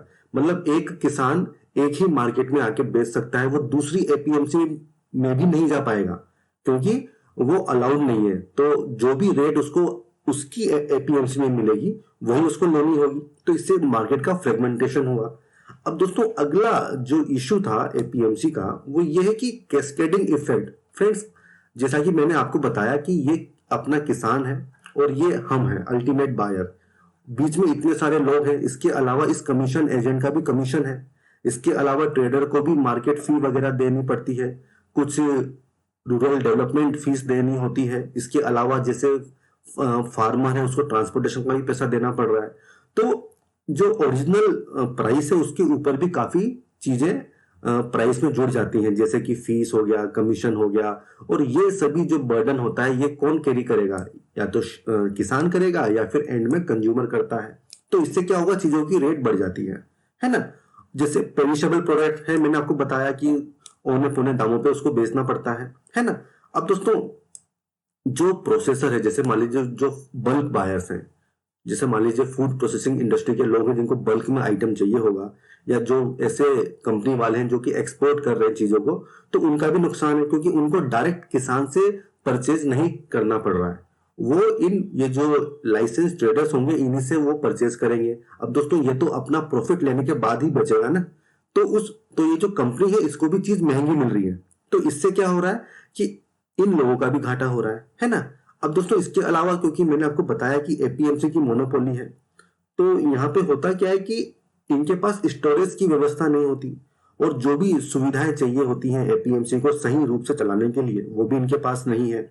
इसके अलावा दोस्तों दुनिया भर की पॉलिटिक्स यहाँ पे होगी, क्योंकि स्टेट गवर्नमेंट में जो अच्छे इन्फ्लुएंशियल पॉलिटिशियन होंगे उन्हीं के करीबी लोग एपीएमसी में अच्छे पदों पे होते हैं, तो ये पूरा पॉलिटिकल गेम भी चलता है, और इसमें काफी पूरी पॉलिटिक्स चलती है, और अल्टीमेट लॉस किसका है, फार्मर का भी है, जैसे मैंने आपको बताया, ठीक है, और एंड कंज्यूमर का है। दोस्तों ये जो 40 रुपए में हमको मिल रहा है, अब आप सोचिए अगर मान लीजिए ये बिचौलिए न हो, ठीक है, और मान लीजिए ये चीज 25 रुपए में मिल रही है, ठीक है, हम तो इसमें हमारा भी फायदा है, और मान लीजिए 25 रुपए में मिलकर 22 रुपए किसान को मिल जा रहे हैं, तो किसान का भी फायदा है। तो इसलिए इस एपीएमसी में रिफॉर्म्स की काफी सारी जरूरत है और इसको करना भी चाहिए। अब दोस्तों रिफॉर्म्स ऐसा नहीं है कि गवर्नमेंट ने नहीं किए, है ना। गवर्नमेंट ने 2003 में मॉडल एपीएमसी एक्ट लाया था, पर दोस्तों ये मॉडल एक्ट था, मींस क्योंकि दोस्तों एग्रीकल्चर स्टेट लिस्ट में है, तो सेंट्रल गवर्नमेंट ने क्या किया, एक मॉडल एक्ट बना दिया और स्टेट गवर्नमेंट को बोला कि आप इसी लाइन पे अपने अपने स्टेट में एक्ट बनाइए ताकि एपीएमसी में रिफॉर्म्स हो सके। और इन एक्ट्स में क्या था, इनमें यही प्रोविजन था कि आप प्राइवेट मार्केट भी स्टेब्लिश कीजिए, फार्मर को फ्रीडम दीजिए ताकि वो अपना प्रोड्यूस या तो एपीएमसी में बेच दे या प्राइवेट मंडीज में बेच दे, है ना। और जैसे कॉन्ट्रैक्ट फार्मिंग है वो भी यहाँ पे स्टार्ट की गई थी। बट दोस्तों हुआ क्या, क्योंकि ये स्टेट गवर्नमेंट को इंप्लीमेंट करने थे पर उन्होंने किए नहीं, ठीक है। While many states have altered their marketing laws on constant prodding from the center, most of the amended laws do not conform strictly to the spirit of the model statute। जी हाँ दोस्तों, जैसा गवर्नमेंट चाहती थी central government वैसा काम हुआ नहीं। और दोस्तों इसके बाद अभी 2017 में मॉडल एपीएलएम एक्ट लाया गया है। दोस्तों ये दोनों एक्ट इंपॉर्टेंट है और जो लोग यूपीएससी की तैयारी कर रहे हैं उनको इन एक्ट्स के बारे में पता होना चाहिए। अब दोस्तों अगर हम बिहार की बात करें तो दोस्तों बिहार में 2006 के बाद से ही एपीएमसी का कंसेप्ट है ही नहीं, और तब भी वहां पे काम चल रहा है। अगर हम महाराष्ट्र की बात करें तो वहां पे एपीएमसी भी है, ठीक है, वहां पे प्राइवेट मार्केट्स भी हैं और वहां पे डायरेक्ट मार्केट लाइसेंस भी दिए जाते हैं। वहां पे शेतकारी मंडीज होती हैं जहां पे बल्क बायर्स डायरेक्टली फार्मर्स के साथ डील करते हैं। तो दोस्तों आप देख रहे होंगे अभी महाराष्ट्र गवर्नमेंट भी काफी विरोध कर रही है इन एक्ट्स का, जबकि महाराष्ट्र में ऑलरेडी ये सिस्टम काम कर रहा है। दोस्तों ये जो बिल्स, ये जो एक्ट बनाए गए हैं इनमें भी यही सब प्रावधान किए गए हैं जो हम आगे चल के देखेंगे। तो दोस्तों देखिए कितना ज्यादा पॉलिटिकल इस रूप ले लिया है इन एक्ट्स ने। अब दोस्तों एक मैं आपको एग्जांपल देता हूं, रायतू बाजार। दोस्तों ये रायतू बाजार कहाँ पे चलता है? ये आंध्रा तेलंगाना में है। ये बेसिकली फार्मर्स मार्केट होते हैं। और यहाँ पे होता क्या है, यहाँ पे फार्मर्स डायरेक्टली अपने मार्केट में आएंगे, कंज्यूमर्स भी वहां पे आएंगे और दोनों डायरेक्टली एक दूसरे के साथ डील करते हैं। ठीक है, इसमें क्या हुआ, कोई मिडिल मैन नहीं होता और क्या हुआ, फार्मर्स को बेटर प्राइस मिलती है, साथ ही साथ कंज्यूमर्स को भी बेटर प्राइस मिलती है। तो दोस्तों ये चीज आप देखिए कि अगर मिडिलमैन नहीं होंगे तो इसका काफी फायदा होता है, फार्मर्स को भी फायदा मिलेगा और कंज्यूमर्स को भी फायदा मिलेगा। और हमारे पास एग्जांपल सामने है, आप देखिए रायतू बाजार जो मैंने आपको बताया, जो कि तेलंगाना आंध्रा में है, बहुत अच्छे से काम कर रहा है। आप देखिए महाराष्ट्र में, वहां पे किसान को चॉइस दी है कि वो या तो प्राइवेट मंडी में बेचे या वो गवर्नमेंट की जो एपीएमसी मंडी वहां पे बेचे, और ये सिस्टम अच्छे से काम चल रहा है। तो हमने ये भी देखा बिहार जहां पे एपीएमसी है ही नहीं, हमने देखा महाराष्ट्र जहां पे एपीएमसी है और वहां पे प्राइवेट मार्केट भी है, इसके अलावा डायरेक्ट मार्केट लाइसेंस भी दिए गए हैं। हमने तेलंगाना भी देखा जहां पे डायरेक्ट डीलिंग है। तो ये सब काम अच्छे से चल रहा है। तो दोस्तों ये सब चीजें हमारे माइंड में होनी चाहिए। तो दोस्तों ये हो गया एपीएमसी का किस्सा। अब हम बात करेंगे जो पहला कानून सरकार लेके आई है, the farmers produce trade and commerce promotion and facilitation act 2020। अब दोस्तों ये काफी लंबा चौड़ा नाम है, पर देखिए नाम से ही आपको सब समझ में आ जाएगा कि गवर्नमेंट करना क्या चाहती है। फार्मर्स प्रोड्यूस मीन्स जो भी प्रोड्यूस फार्मर पैदा करता है, जैसे जो भी उसका अनाज है, सब्जी है, उसका ट्रेड एंड कॉमर्स मतलब उसकी खरीदारी, उसको खरीदना बेचना, उस चीज को प्रमोट करना है एंड फैसिलिटेट करना है इस एक्ट के माध्यम से। मतलब अगर मैं संक्षिप्त में आपको बोलूं कि फार्मर्स के प्रोड्यूस की खरीदारी को प्रमोट करना है और फैसिलिटेट करना है इस एक्ट के माध्यम से। अब दोस्तों जब आप ये एक्ट पढ़ेंगे तो उसमें इसके ऑब्जेक्टिव्स भी साफ साफ दिए हुए हैं। ये ऑब्जेक्टिव्स क्या है? एक ऐसा इकोसिस्टम क्रिएट करना जहां पे फार्मर और ट्रेडर को फ्रीडम ऑफ चॉइस मिले, है ना दोस्तों, फ्रीडम ऑफ चॉइस मिले किस चीज की? Sale and purchase of farmers produce. तो दोस्तों इस एक्ट का पहला उद्देश्य यह है कि फार्मर्स एंड ट्रेडर्स को खरीदने और बेचने की चॉइस दी जाए। दूसरी बात, रेम्यूनरेटिव प्राइसेस दी जाए। तीसरी बात, barrier free inter state and intra state trade मुहैया कराई जाए। इसके अलावा इलेक्ट्रॉनिक ट्रेडिंग मतलब ऑनलाइन ट्रेडिंग की बात यहाँ पे की जाती है। अब दोस्तों हम इस एक्ट के जो प्रोविजंस है उसको हम डिटेल में डिस्कस करेंगे। तो इस एक्ट में जो सबसे पहली बात की हुई है वो ये है कि ट्रेड एरियाज आउटसाइड एपीएमसी। जी हाँ दोस्तों, मतलब एक किसान जो है वो अब एपीएमसी के बाहर भी ट्रेड कर सकता है। और दूसरा जो प्रोविजन दिया गया है वो ये है कि inter state and intra state trade हो सकती है। तो दोस्तों देखिए कितनी अच्छी बात है। इसमें देखिए क्या बोला गया है कि भाई एनी फार्मर और trader shall have the freedom to carry on the interstate and intra-state trade and commerce in farmers produce in a trade area। Friends ये ट्रेड एरिया क्या होता है? एपीएमसी के बाहर का जो एरिया होगा, भले वो फार्म गेट्स हो, फैक्ट्री का प्रीमाइसेस हो, वेयर हाउसेज हो, साइलोज हो, कोल्ड स्टोरेज हो, उसको ट्रेड एरिया बोला गया है। अब दोस्तों बताइए ये कितनी अच्छी कंडीशन है। आप ये देखिए कि फार्मर्स के पास ये चॉइस क्यों ना हो कि वो जहां उसका मन करे वहां पे अपना सामान बेचे। उसके ऊपर ये बंदिश क्यों हो कि वो अपना सामान एपीएमसी में ही बेचेगा। अगर मान लीजिए उसको एपीएमसी से अच्छी प्राइस एपीएमसी के बाहर किसी दूसरे प्राइवेट मार्केट में मिल रही है, तो क्यों वो अपना माल एपीएमसी में लेके जाए? क्यों ऐसी कंडीशंस बनाई गई है कि वो एपीएमसी के बाहर जा ही नहीं सकता है? तो दोस्तों मैं समझता हूं कि ये बहुत अच्छा कदम है सरकार के द्वारा कि फार्मर को ये चॉइस दी गई है कि जहां उसको अच्छी रेट मिले, भले ही एपीएमसी के अंदर या एपीएमसी के बाहर, वो अपना माल वहां पे बेच सकता है। और दोस्तों यहाँ पे किसी भी तरह की बंदिश नहीं है फार्मर के ऊपर कि वो प्राइवेट में ही जाके बेचे। अगर उसको लगता है कि एपीएमसी में ज्यादा उसको अच्छा मिल रहा है तो एपीएमसी में बेचे। अगर उसको लग रहा है कि उसको प्राइवेट मंडी में ज्यादा अच्छा मिल रहा है दाम, तो वहां पे बेचे। तो ये तो हो गई पहली बात। अब दोस्तों दूसरी बात यहाँ पे है कि यहाँ पे फ्रीडम है किस चीज की? Inter state and intra state trade की। मतलब एक किसान अपनी फसल को अपने स्टेट के अंदर भी बेच सकता है और स्टेट के बाहर भी बेच सकता है। अब दोस्तों देखिए कितनी अच्छी बात है। आप ये देखिए, मान लीजिए जैसे मैं राजस्थान का रहने वाला हूं, तो राजस्थान का कोई किसान है और उसको अपनी फसल का दाम राजस्थान की बजाय मान लीजिए उसको बंगाल में काफी अच्छा उसका प्राइस मिल रहा है। अब वो किसान ने क्या किया, पूरा ट्रांसपोर्टेशन वगैरह जोड़ के देख लिया और उसको काफी अच्छा मुनाफा हो रहा है। तो दोस्तों क्यों हम ऐसी चॉइस न दें फार्मर को कि वो अपना माल बंगाल में बेचे। तो दोस्तों ये तो फायदा है ना फार्मर के लिए। अगर मान लीजिए एक फार्मर को अपने माल की अच्छी प्राइस किसी दूसरे स्टेट में मिल रही है तो उसको फ्रीडम मिलनी चाहिए कि वो अपना माल वहां पे बेचे। तो दोस्तों ये भी एक काफी अच्छा कदम है।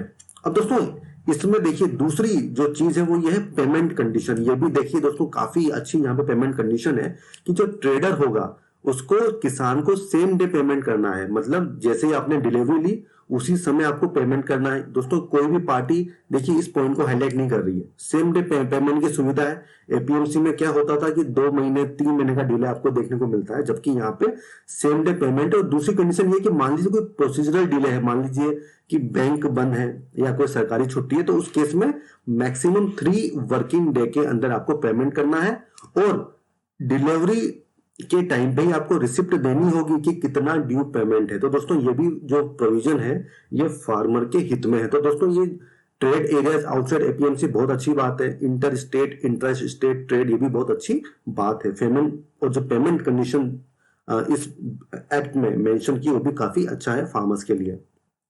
इसके अलावा दोस्तों ऑनलाइन ट्रेडिंग प्लेटफॉर्म को प्रमोट किया जा रहा है इस एक्ट के माध्यम से। कोई भी आदमी जिसके पास एक पैन नंबर होना चाहिए, कोई फार्मर प्रोड्यूसर ऑर्गेनाइजेशन या कुछ कोऑपरेटिव सोसाइटी, वो अपना इलेक्ट्रॉनिक ट्रेडिंग प्लेटफॉर्म स्टेब्लिश कर सकती है और inter state and intra state trade and commerce को फैसिलिटेट करनी और कर सकती है। दोस्तों देखिए कितनी अच्छी बात है। आप देखिए आज की डेट में हर चीज ऑनलाइन हो रही है, भले अमेजन हो या फ्लिपकार्ट हो, आप कुछ भी चीज इस प्लेटफॉर्म के माध्यम से खरीद सकते हैं।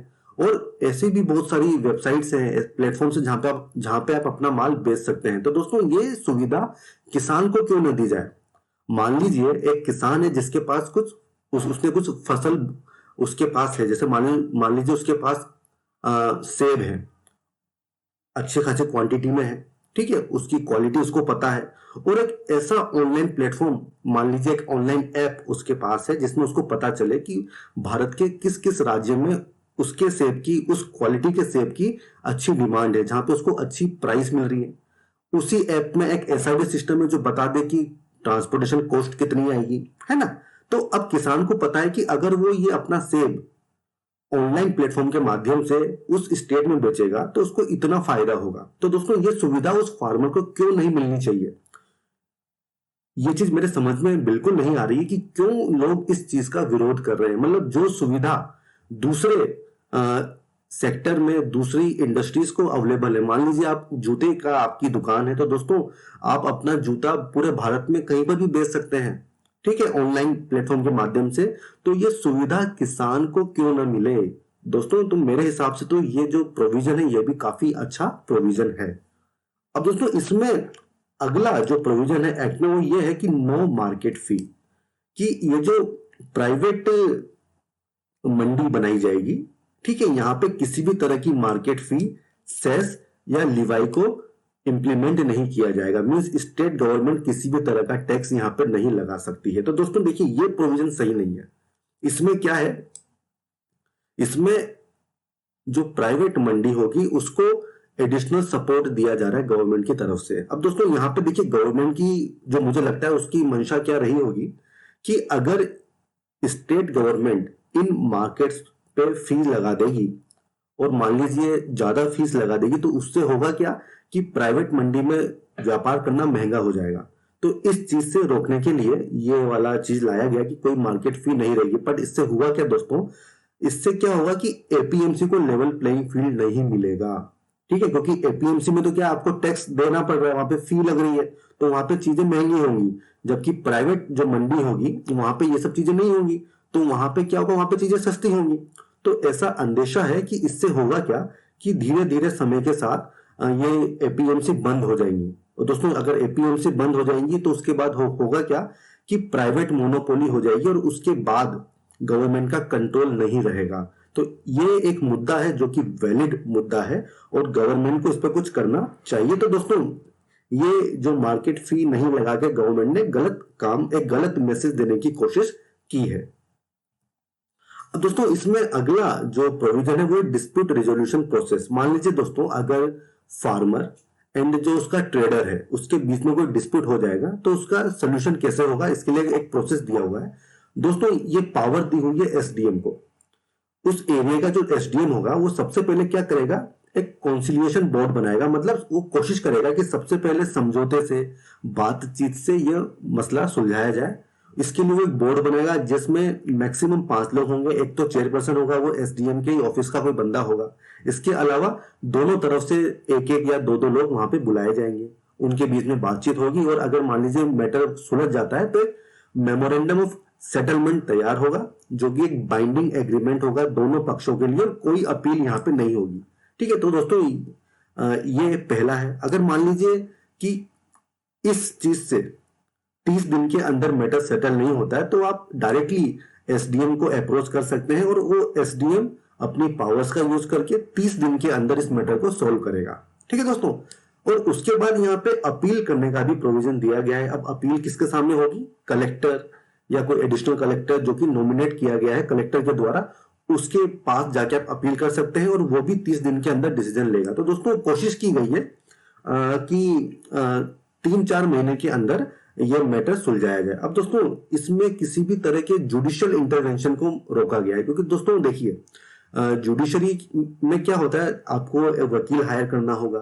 ठीक है, और जुडिशरी के पास वैसे ही काफी वर्कलोड होता है। तो जो मैटर यहाँ पे 3-4 महीने में सुलझाया जा रहा है वो हो सकता है कि साल भर 2 साल में भी नहीं सुलझे और काफी ज्यादा पैसा खर्च होता है। पर दोस्तों यहाँ पे जो दूसरा पक्ष है वो ये है कि एसडीएम बेसिकली गवर्नमेंट का ही एपरेटस है ना। तो इसको आप प्योरली इंडिपेंडेंट नहीं कह सकते हैं, और यह भी हो सकता है कि वो जो बिग कॉर्पोरेट्स है उसका पक्ष ले या गवर्नमेंट के दबाव में आके काम करे।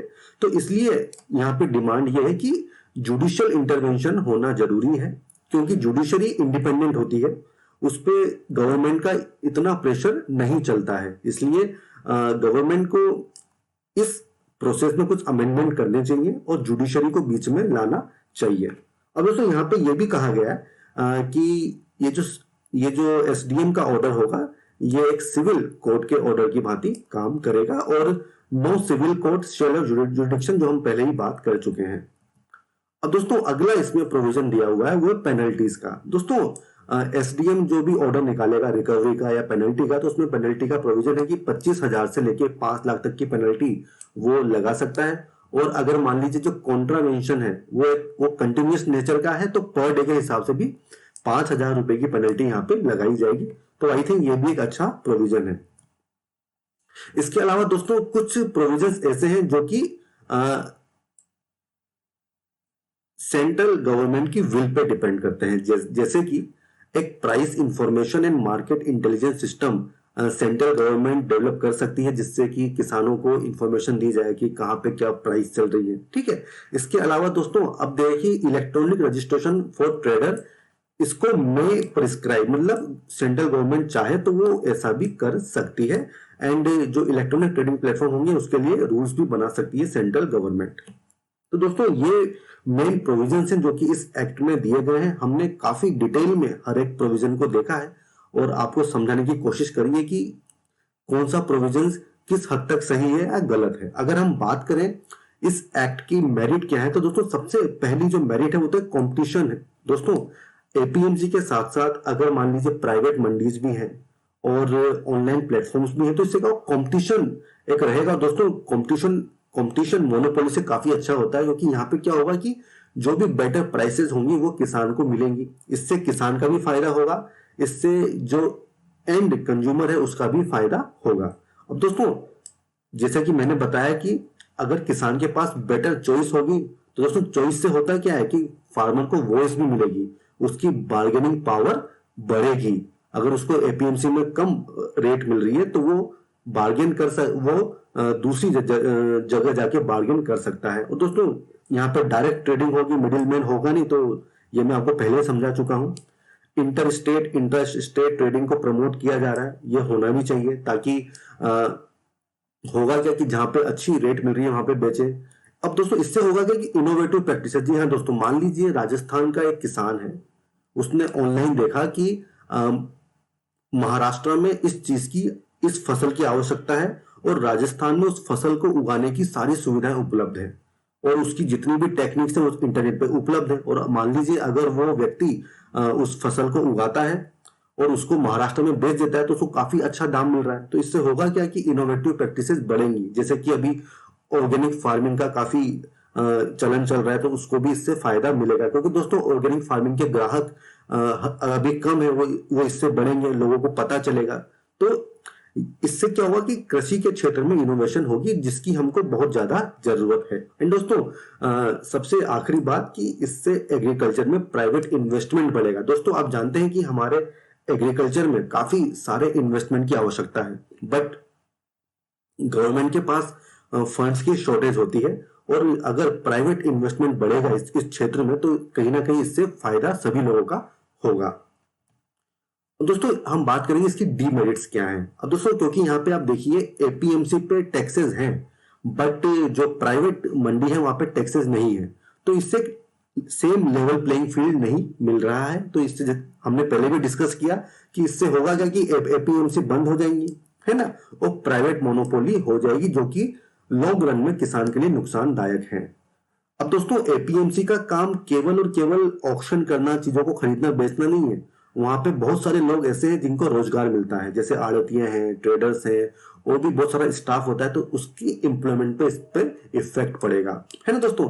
इसके अलावा दोस्तों देखिए डिस्प्यूट जो रिजोल्यूशन मैकेनिज्म है उसमें सारी की सारी पावर ब्यूरोक्रेसी को दी हुई है, एसडीएम को दी हुई है, ये एक गलत चीज है और इसमें जुडिशियल इंटरवेंशन जरूरी है। अब दोस्तों देखिए यहाँ पे जो ट्रेडर्स है उस पे मिनिमम रिक्वायरमेंट क्या है कि केवल अगर पैन कार्ड उसके पास होगा तो वो ट्रेड कर सकता है। तो दोस्तों यहाँ पे ये रेगुलेशंस काफी वीक है। आप सोचिए पैन कार्ड भी फर्जी बन जाते हैं, है ना, और कोई व्यक्ति जिसके पास पैन कार्ड है उसने किसान से डिलीवरी ले ली, बट मान लीजिए डिलीवरी के बाद भाग गया, उसको पेमेंट नहीं किया, तो उस केस में क्या होगा, तो उसका रजिस्ट्रेशन करवाना काफी जरूरी है ना। तो इस चीज पे गवर्नमेंट को ध्यान देना चाहिए।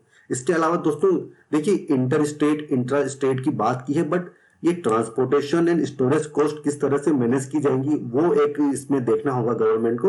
एंड दोस्तों क्योंकि प्राइवेट मंडी पे किसी भी तरह का टैक्स या फीस स्टेट गवर्नमेंट नहीं लगा सकती है, तो इससे स्टेट के रेवेन्यू पे काफी फर्क पड़ेगा। तो दोस्तों ये हो गई डीमेरिट। अब हम बात करेंगे कि पॉसिबल सॉल्यूशंस क्या हो सकते हैं। दोस्तों सबसे पहला सोल्यूशन तो जो ये लेवल प्लेइंग फील्ड आप दीजिए पीएमसी को भी और प्राइवेट मंडीज को भी, या तो आप दोनों पे टैक्स लगाइए या दोनों पे टैक्स मत लगाइए, है ना, और ताकि दोनों के पास सेम तरह के ऑप्शंस हो। सेकंड, जुडिशरी को आप पिक्चर में लाइए, क्योंकि दोस्तों लोगों का भरोसा ब्यूरोक्रेसी से ज्यादा जुडिशरी पे होता है। एंड दोस्तों हमारे संविधान में ट्राइब्यूनल्स का प्रोविजन है, आप ट्राइब्यूनल्स बना सकते हैं, उस पर आप टाइम बाउंड मैनर में आप बोल दीजिए कि 2 महीने में सोल्व करो, 3 महीने में सोल्व करो, वो सब गवर्नमेंट के हाथ में वो कर सकते हैं।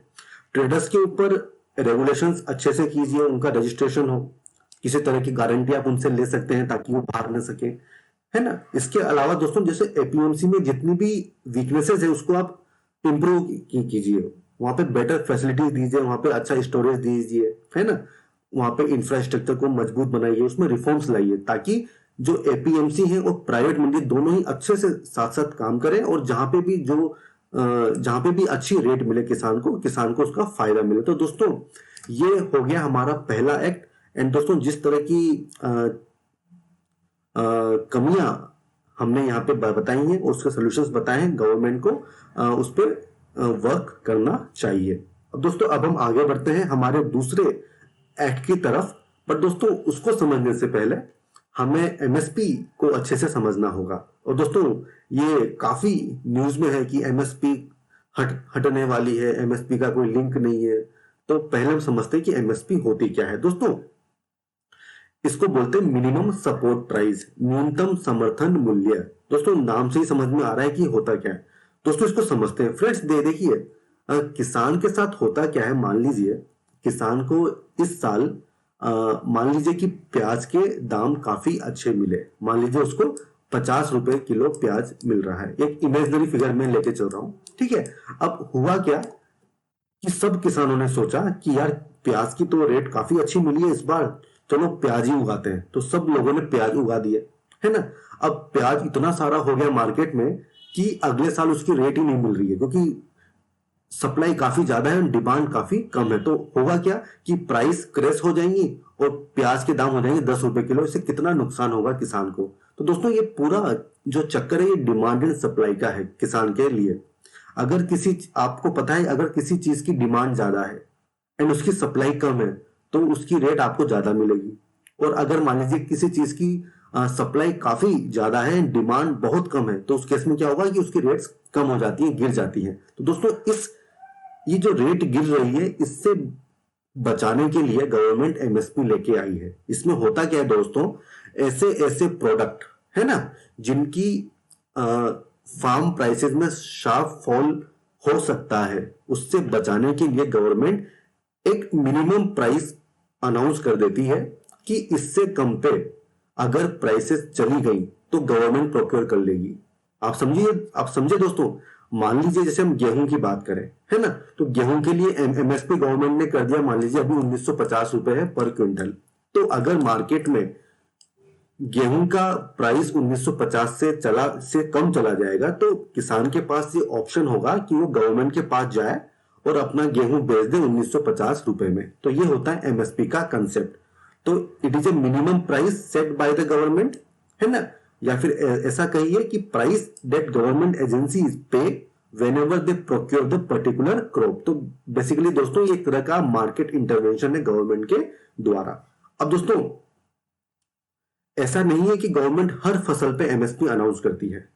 आज की डेट में केवल 23 क्रॉप पे गवर्नमेंट एमएसपी अनाउंस करती है, और कब, बुआई से पहले, ताकि किसान को पहले से ही पता हो कि किस फसल का क्या दाम सरकार देने वाली है, और जहां पे उसको प्रॉफिट लगे वो उसको उगा सकता है। अब दोस्तों ये एमएसपी डिसाइड कौन करता है? फिर सबसे पहले सीएसीपी होता है, कमीशन, ये एमएसपी को रिकमेंड करता है गवर्नमेंट को, और फिर फाइनली जो गवर्नमेंट की cabinet committee on economic affair वो एमएसपी को फाइनली डिसाइड करती है कि क्या एमएसपी इस बार हम देंगे। अब दोस्तों सबसे पहले अब हम बात करेंगे कि एमएसपी देने की जरूरत ही क्यों पड़ी। तो दोस्तों ये कंसेप्ट 1960s में स्टार्ट हुआ था। उस समय दोस्तों काफी बुरा दौर था भारत के लिए। 1962-65 में वॉर हो गई फिर 64, 65, 66 में फेमाइन आ गई, है ना। और दोस्तों उस समय हमारी स्थिति ऐसी नहीं थी कि हम अपना अनाज खुद पैदा कर सकें, है ना। हमारे यहाँ पे फूड ग्रेन्स की काफी ज्यादा शॉर्टेज थी और हम यूएसए से पे डिपेंडेंट थे। PL480 स्कीम, जो लोग ये वीडियो देख रहे हैं दोस्तों, आप मुझे कमेंट सेक्शन में बताइए कि PL480 स्कीम क्या थी। दोस्तों इस स्कीम से हम यूएसए से अनाज लेते थे, गेहूं वहां से हमको मिलता था। तो दोस्तों जो हमारे उस समय प्रधानमंत्री थे, पहले शास्त्री जी थे, फिर इंदिरा गांधी, ये सभी काफी खुददार लोग थे। तो इन्होंने सोचा यार कम से कम इतने तो हम समर्थ बने कि अपनी जरूरतों को हम खुद ही पूरा कर सकें। तो इसके लिए फिर क्या हुआ, गवर्नमेंट ने स्टार्ट किया ग्रीन रिवॉल्यूशन, हरित क्रांति। और दोस्तों हरित क्रांति में गवर्नमेंट ने किसानों को अच्छे बीज, जो हाई यील्ड वैरायटी के सीड्स थे वो उपलब्ध कराए, उनको पेस्टिसाइड, फर्टिलाइजर्स उपलब्ध कराए, अच्छे एरिया चुने, जैसे पंजाब, हरियाणा, जहाँ पे पानी की व्यवस्था थी, जहाँ पे अच्छे अच्छे उपकरण थे, जहाँ पे ये चांसेस ज्यादा थे कि अच्छा फूड ग्रेन वहां पे पैदा होगा। तो दोस्तों इन क्षेत्रों में ग्रीन रिवॉल्यूशन लाया गया। और दोस्तों इन क्षेत्रों के किसानों को मोटिवेट करने के लिए कि आप उगाइए, आप इस चीज की चिंता मत करिए कि उगाने के बाद आपकी फसल बिकेगी कि नहीं बिकेगी, आप जितना उगाएंगे गवर्नमेंट उसको खरीद लेगी एमएसपी पे। उस केस में उस पर्टिकुलर कंडीशन में ये एमएसपी का कंसेप्ट लाया गया था। और दोस्तों आज आप देखिए हम लोग फूड ग्रेन का नेट एक्सपोर्टर हैं। हमारे यहाँ पे सफिशिएंट प्रोडक्शन होता है और काफी सारा बफर स्टॉक भी हमारे पास है। तो दोस्तों वो जो कंडीशन थी 1960 के आसपास की फूड शॉर्टेज की, वो कंडीशन आज की डेट में नहीं है। दोस्तों ये काफी फेमस फोटोग्राफ है, ये MS स्वामीनाथन जी हैं, ये नॉर्मन बोरलॉग हैं, और इनको भारत में ग्रीन रिवॉल्यूशन का जनक माना जाता है। दोस्तों ये इन दोनों के बारे में आप पढ़िएगा, यूपीएससी के पॉइंट ऑफ व्यू से काफी इंपॉर्टेंट है। अब दोस्तों हमने बात की थी कि एमएसपी कौन रिकमेंड करता है, तो दोस्तों ये commission for agriculture cost and prices, CACP, ये कमीशन है जो कि एमएसपी को रिकमेंड करेगा। ये एक ministry of agriculture and farmer welfare में अटैच्ड ऑफिस है। दोस्तों कमेंट सेक्शन में मुझे बताइए ये अटैच्ड ऑफिस का कंसेप्ट क्या है। ये 1965 में अस्तित्व में आया था और दोस्तों आज की डेट में 23 क्रॉप्स पे एमएसपी अनाउंस होती है। इसमें से 7 तो सीरियल्स हैं जैसे कि पैडी, वीट, मेज, 5 पल्सेज हैं, ग्राम, तुअर, मूंग, उड़द, 7 ऑयल सीड्स हैं जैसे मूंगफली, soybean, sunflower etcetera, and 4 commercial crops हैं, कोपरा, शुगर केन, कॉटन, रोजवुड। दोस्तों शुगर केन पे एमएसपी अनाउंस नहीं होती, इस पे एफआरपी का कंसेप्ट है, फेयर एंड रेम्यूनरेटिव प्राइसेस, है ना, ये भी सीएससीपी अनाउंस करता है। अब दोस्तों यहां पर ध्यान देने वाली बात यह है कि सीएससीपी एक एडवाइजरी बॉडी है, इसकी रिकमेंडेशन बाइंडिंग नहीं है। फाइनल डिसीजन कौन लेगा एमएसपी पे, वो जो कैबिनेट कमेटी थी वो फाइनल डिसीजन लेगी। तो दोस्तों प्रीलिम्स के हिसाब से बहुत इंपॉर्टेंट क्वेश्चन है, आपको पता होना चाहिए। अब दोस्तों जब एमएसपी डिसाइड की जाती है तो जो सीएससीपी किन किन चीजों को ध्यान में रखता है कि किसान का कॉस्ट ऑफ प्रोडक्शन क्या है, डिमांड सप्लाई का इशू क्या है, ठीक है, मार्केट प्राइस में क्या ट्रेंड चल रहा है, इंटरनेशनल प्राइस की सिचुएशन क्या है। तो ये काफी सारे फैक्टर्स हैं जिनको कंसिडर किया जाता है। अब दोस्तों ये जो कॉस्ट ऑफ प्रोडक्शन है इसको डिसाइड करने के काफी सारे मेथड्स हैं, मेनली 3 मेथड्स हैं जो कि अवेलेबल हैं। दोस्तों ये काफी इशू में रहता है हमेशा ही। दोस्तों सबसे पहला जो मेथड है वो है कॉस्ट A2। अगर आपको कॉस्ट ऑफ प्रोडक्शन देखना हो तो उसका पहला मेथड होता है A2 कॉस्ट। इसमें क्या होगा कि जो एक्चुअल पेमेंट फार्मर अपनी जेब से कर रहा है, भले वो इनपुट को खरीदने में हो, जैसे कि मान लीजिए बीज खरीदे या फर्टिलाइजर खरीदा या पेस्टिसाइड खरीदा, या मान लीजिए कि कोई लेबर हायर की है या लैंड लीज पे ली है या लोन लिया है उसका इंटरेस्ट, ये सभी कॉस्ट A2 में शामिल होते हैं, है ना दोस्तों। सेकंड जो है वो है A2 प्लस FL। यहाँ पे क्या होगा, कॉस्ट ऑफ प्रोडक्शन में A2 के अलावा जो फैमिली लेबर की कॉस्ट होगी वो भी शामिल होती है। मींस दोस्तों ये इंप्यूटेड कॉस्ट है, means opportunity cost. Family labour अगर कहीं और काम करती तो उसको कितना पैसा मिलता तो वो भी यहाँ पे जोड़ी जाती है। जो अगला जो कॉस्ट है वो है C2 कॉस्ट। दोस्तों ये सबसे कॉम्प्रिहेंसिव कॉस्ट है। यहाँ पे A2 प्लस FL के अलावा imputed cost of family labour भी यहाँ पे शामिल होगी। यहाँ पे जो लैंड है उस पे कितना रेंट मिल सकता है वो भी काउंट होगा, और जो जितना कैपिटल आपने खर्च किया है उस पर कितना इंटरेस्ट मिलेगा वो भी यहाँ पे काउंट होता है। तो दोस्तों देखिए काफी कॉम्प्रिहेंसिव कॉस्ट है। एंड दोस्तों ये जो MS स्वामीनाथन कमेटी ने जो रिकमेंडेशन किया था कि आप जो कॉस्ट ऑफ प्रोडक्शन का 1.5 टाइम्स आप दीजिए, तो दोस्तों वो कॉस्ट थी कॉस्ट C2, इस कॉस्ट का 1.5 टाइम्स बोला था। और दोस्तों हमारी जो मोदी गवर्नमेंट है वो बार बार कहती है कि हमने MS स्वामीनाथन कमेटी को की जो रिकमेंडेशन थी उसको हमने दिया है किसानों को, पर दोस्तों ये गलत है। सरकार ने जो कॉस्ट ऑफ प्रोडक्शन दिया है वो ये दिया है A2 प्लस FL, इसका 1.5 गवर्नमेंट किसानों को दे रही है, जबकि जो MS स्वामीनाथन का रिकमेंडेशन था वो था कॉस्ट C2। मींस C2 को आप रेफरेंस मानिए और इसका 1.5 टाइम्स आप किसानों को दीजिए। तो दोस्तों देखिए पॉलिटिक्स में किस तरह से सरकारें जो है आप लोगों को बेवकूफ बनाती है। अब दोस्तों ये जो MSP है ये इसको ऑपरेट कौन करता है। हमने पहले देखा कि APMC में MSP पे ही आपको बोली लगानी होती है, एक उसका फ्लोर रेट है, और दूसरा होता है दोस्तों फूड कॉर्पोरेशन ऑफ इंडिया, ये भी MSP को ऑपरेट करता है। दोस्तों कैसे, दोस्तों सबसे पहली बात, ये जो फूड कॉर्पोरेशन ऑफ इंडिया है ये एक स्टेचुटरी बॉडी है, और इसकी मिनिस्ट्री कौन सी है, ministry of consumer affairs, food and public distribution, और एक्ट कौन सा है, फूड कॉर्पोरेशन एक्ट 1964। ये तीनों चीजें आपको पता होनी चाहिए। अब इसका ऑब्जेक्टिव देखिए क्या है। सबसे पहला इसका ऑब्जेक्टिव होता है कि फार्मर्स के इंटरेस्ट को सेफगार्ड करना, और कैसे, through effective price support operations. ये कैसे होता है हम आगे समझेंगे। पूरी कंट्री में पब्लिक डिस्ट्रीब्यूशन सिस्टम में फूड ग्रेन्स को डिस्ट्रीब्यूट करना, ये भी इस संस्था की जिम्मेदारी है। इसके अलावा बफर स्टॉक्स को मेंटेन करना, ताकि दोस्तों मान लीजिए कभी ऐसी इमरजेंसी सिचुएशन आ जाए, मान लीजिए अकाल पड़ गया, तो उस केस में हमारे पास सफिशिएंट स्टॉक होता है ताकि लोगों को अनाज मुहैया कराया जा सके।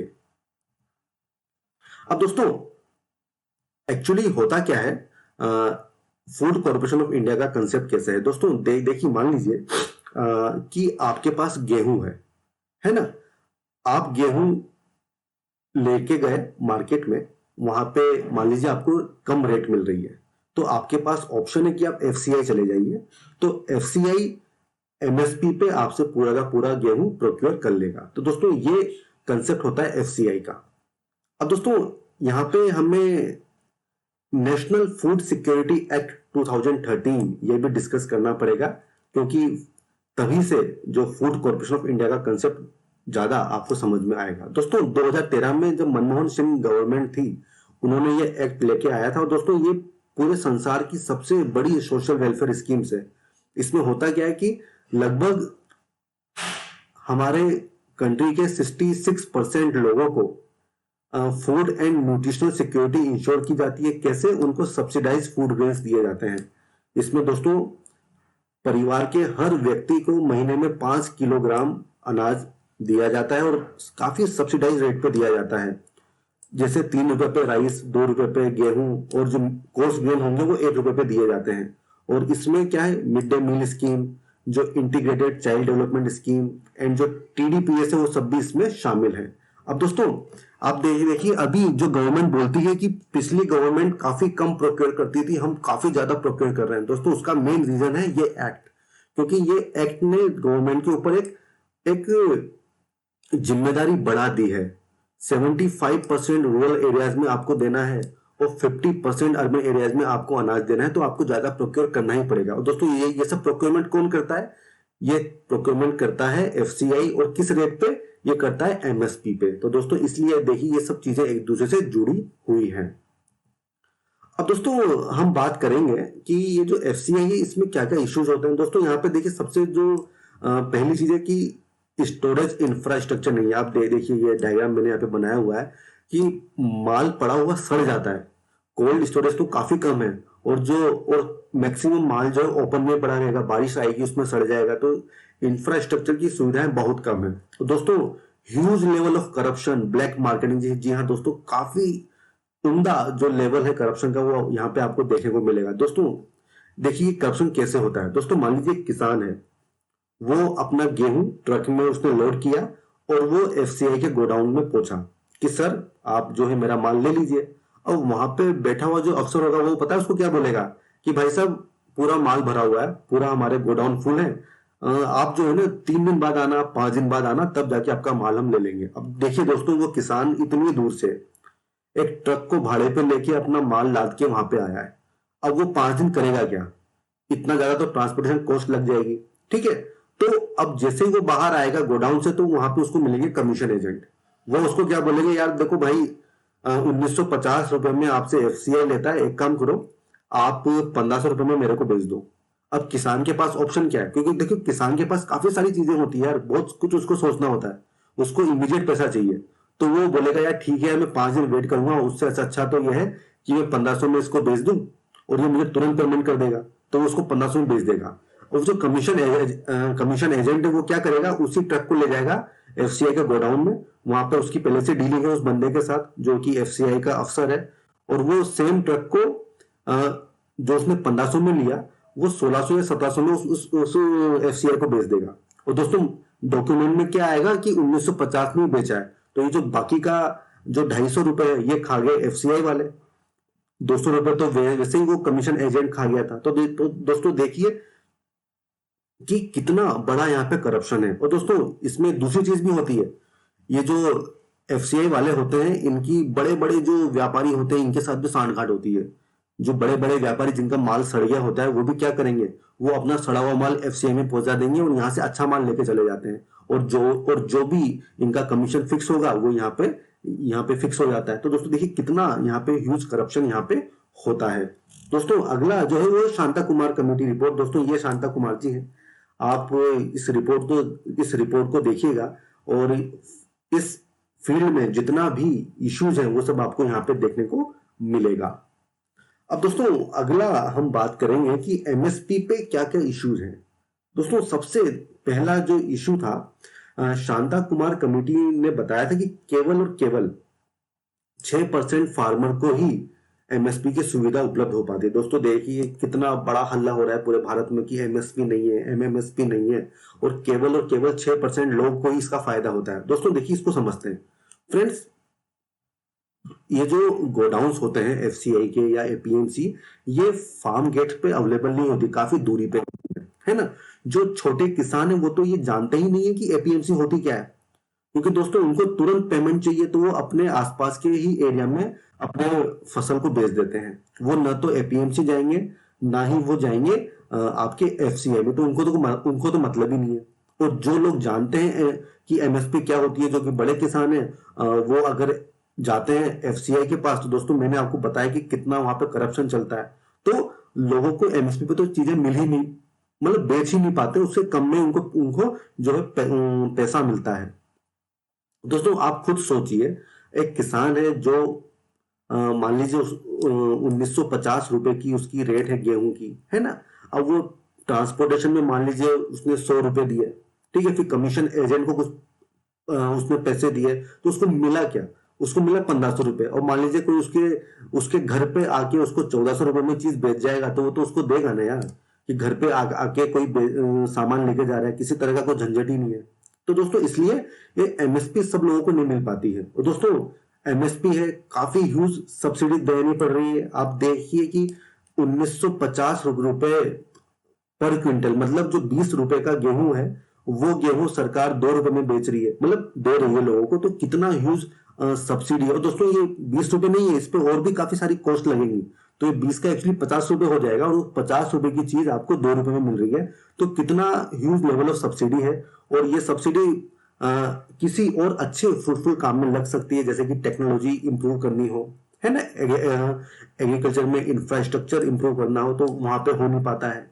दोस्तों प्राइस फिक्सिंग मैकेनिज्म, जी हाँ दोस्तों, जैसा कि मैंने आपको बताया कि कौन सी आप कॉस्ट ले रहे हैं, आप C2 ले रहे हैं, आप A2 ले रहे हैं, आप A2+FL ले रहे हैं, तो काफी सारा कंफ्यूजन है। इसके अलावा इसमें इशू ये है कि दोस्तों ये 23 प्रोड्यूस ही क्यों, आखिर इनको चुनने के पीछे क्या रीजन है। आपने इसमें डेयरी को नहीं शामिल किया है, फ्रूट्स इसमें नहीं है, वेजिटेबल्स इसमें नहीं है, फिशरीज इसमें नहीं है, केवल और केवल ये 23। और दोस्तों ये जो प्रोक्योरमेंट करती है एफसीआई, ये इन 23 प्रोड्यूस का नहीं करती है, मेनली चावल और गेहूं का ही प्रोक्योरमेंट होता है सरकारी एजेंसी के द्वारा। तो दोस्तों इमेजिन कीजिए, मान लीजिए आपके पास ग्राउंड नट है जिसपे एमएसपी गवर्नमेंट ने अनाउंस की है, तो आपके पास ऑप्शन क्या है, या तो आप एफसीआई जाएंगे या आप एपीएमसी जाएंगे। पर दोस्तों एफसीआई तो प्रोक्योर कर ही नहीं रही, तो आप वहां जा भी नहीं सकते। और एपीएमसी में दोस्तों ये बोला जाता है कि एमएसपी से नीचे बोली नहीं लगाई जाएगी, बट मान लो लगाई गई तो उसका कोई मैकेनिज्म नहीं है इस चीज को इंश्योर करने का। तो दोस्तों काफी सारे इश्यूज हैं, है ना।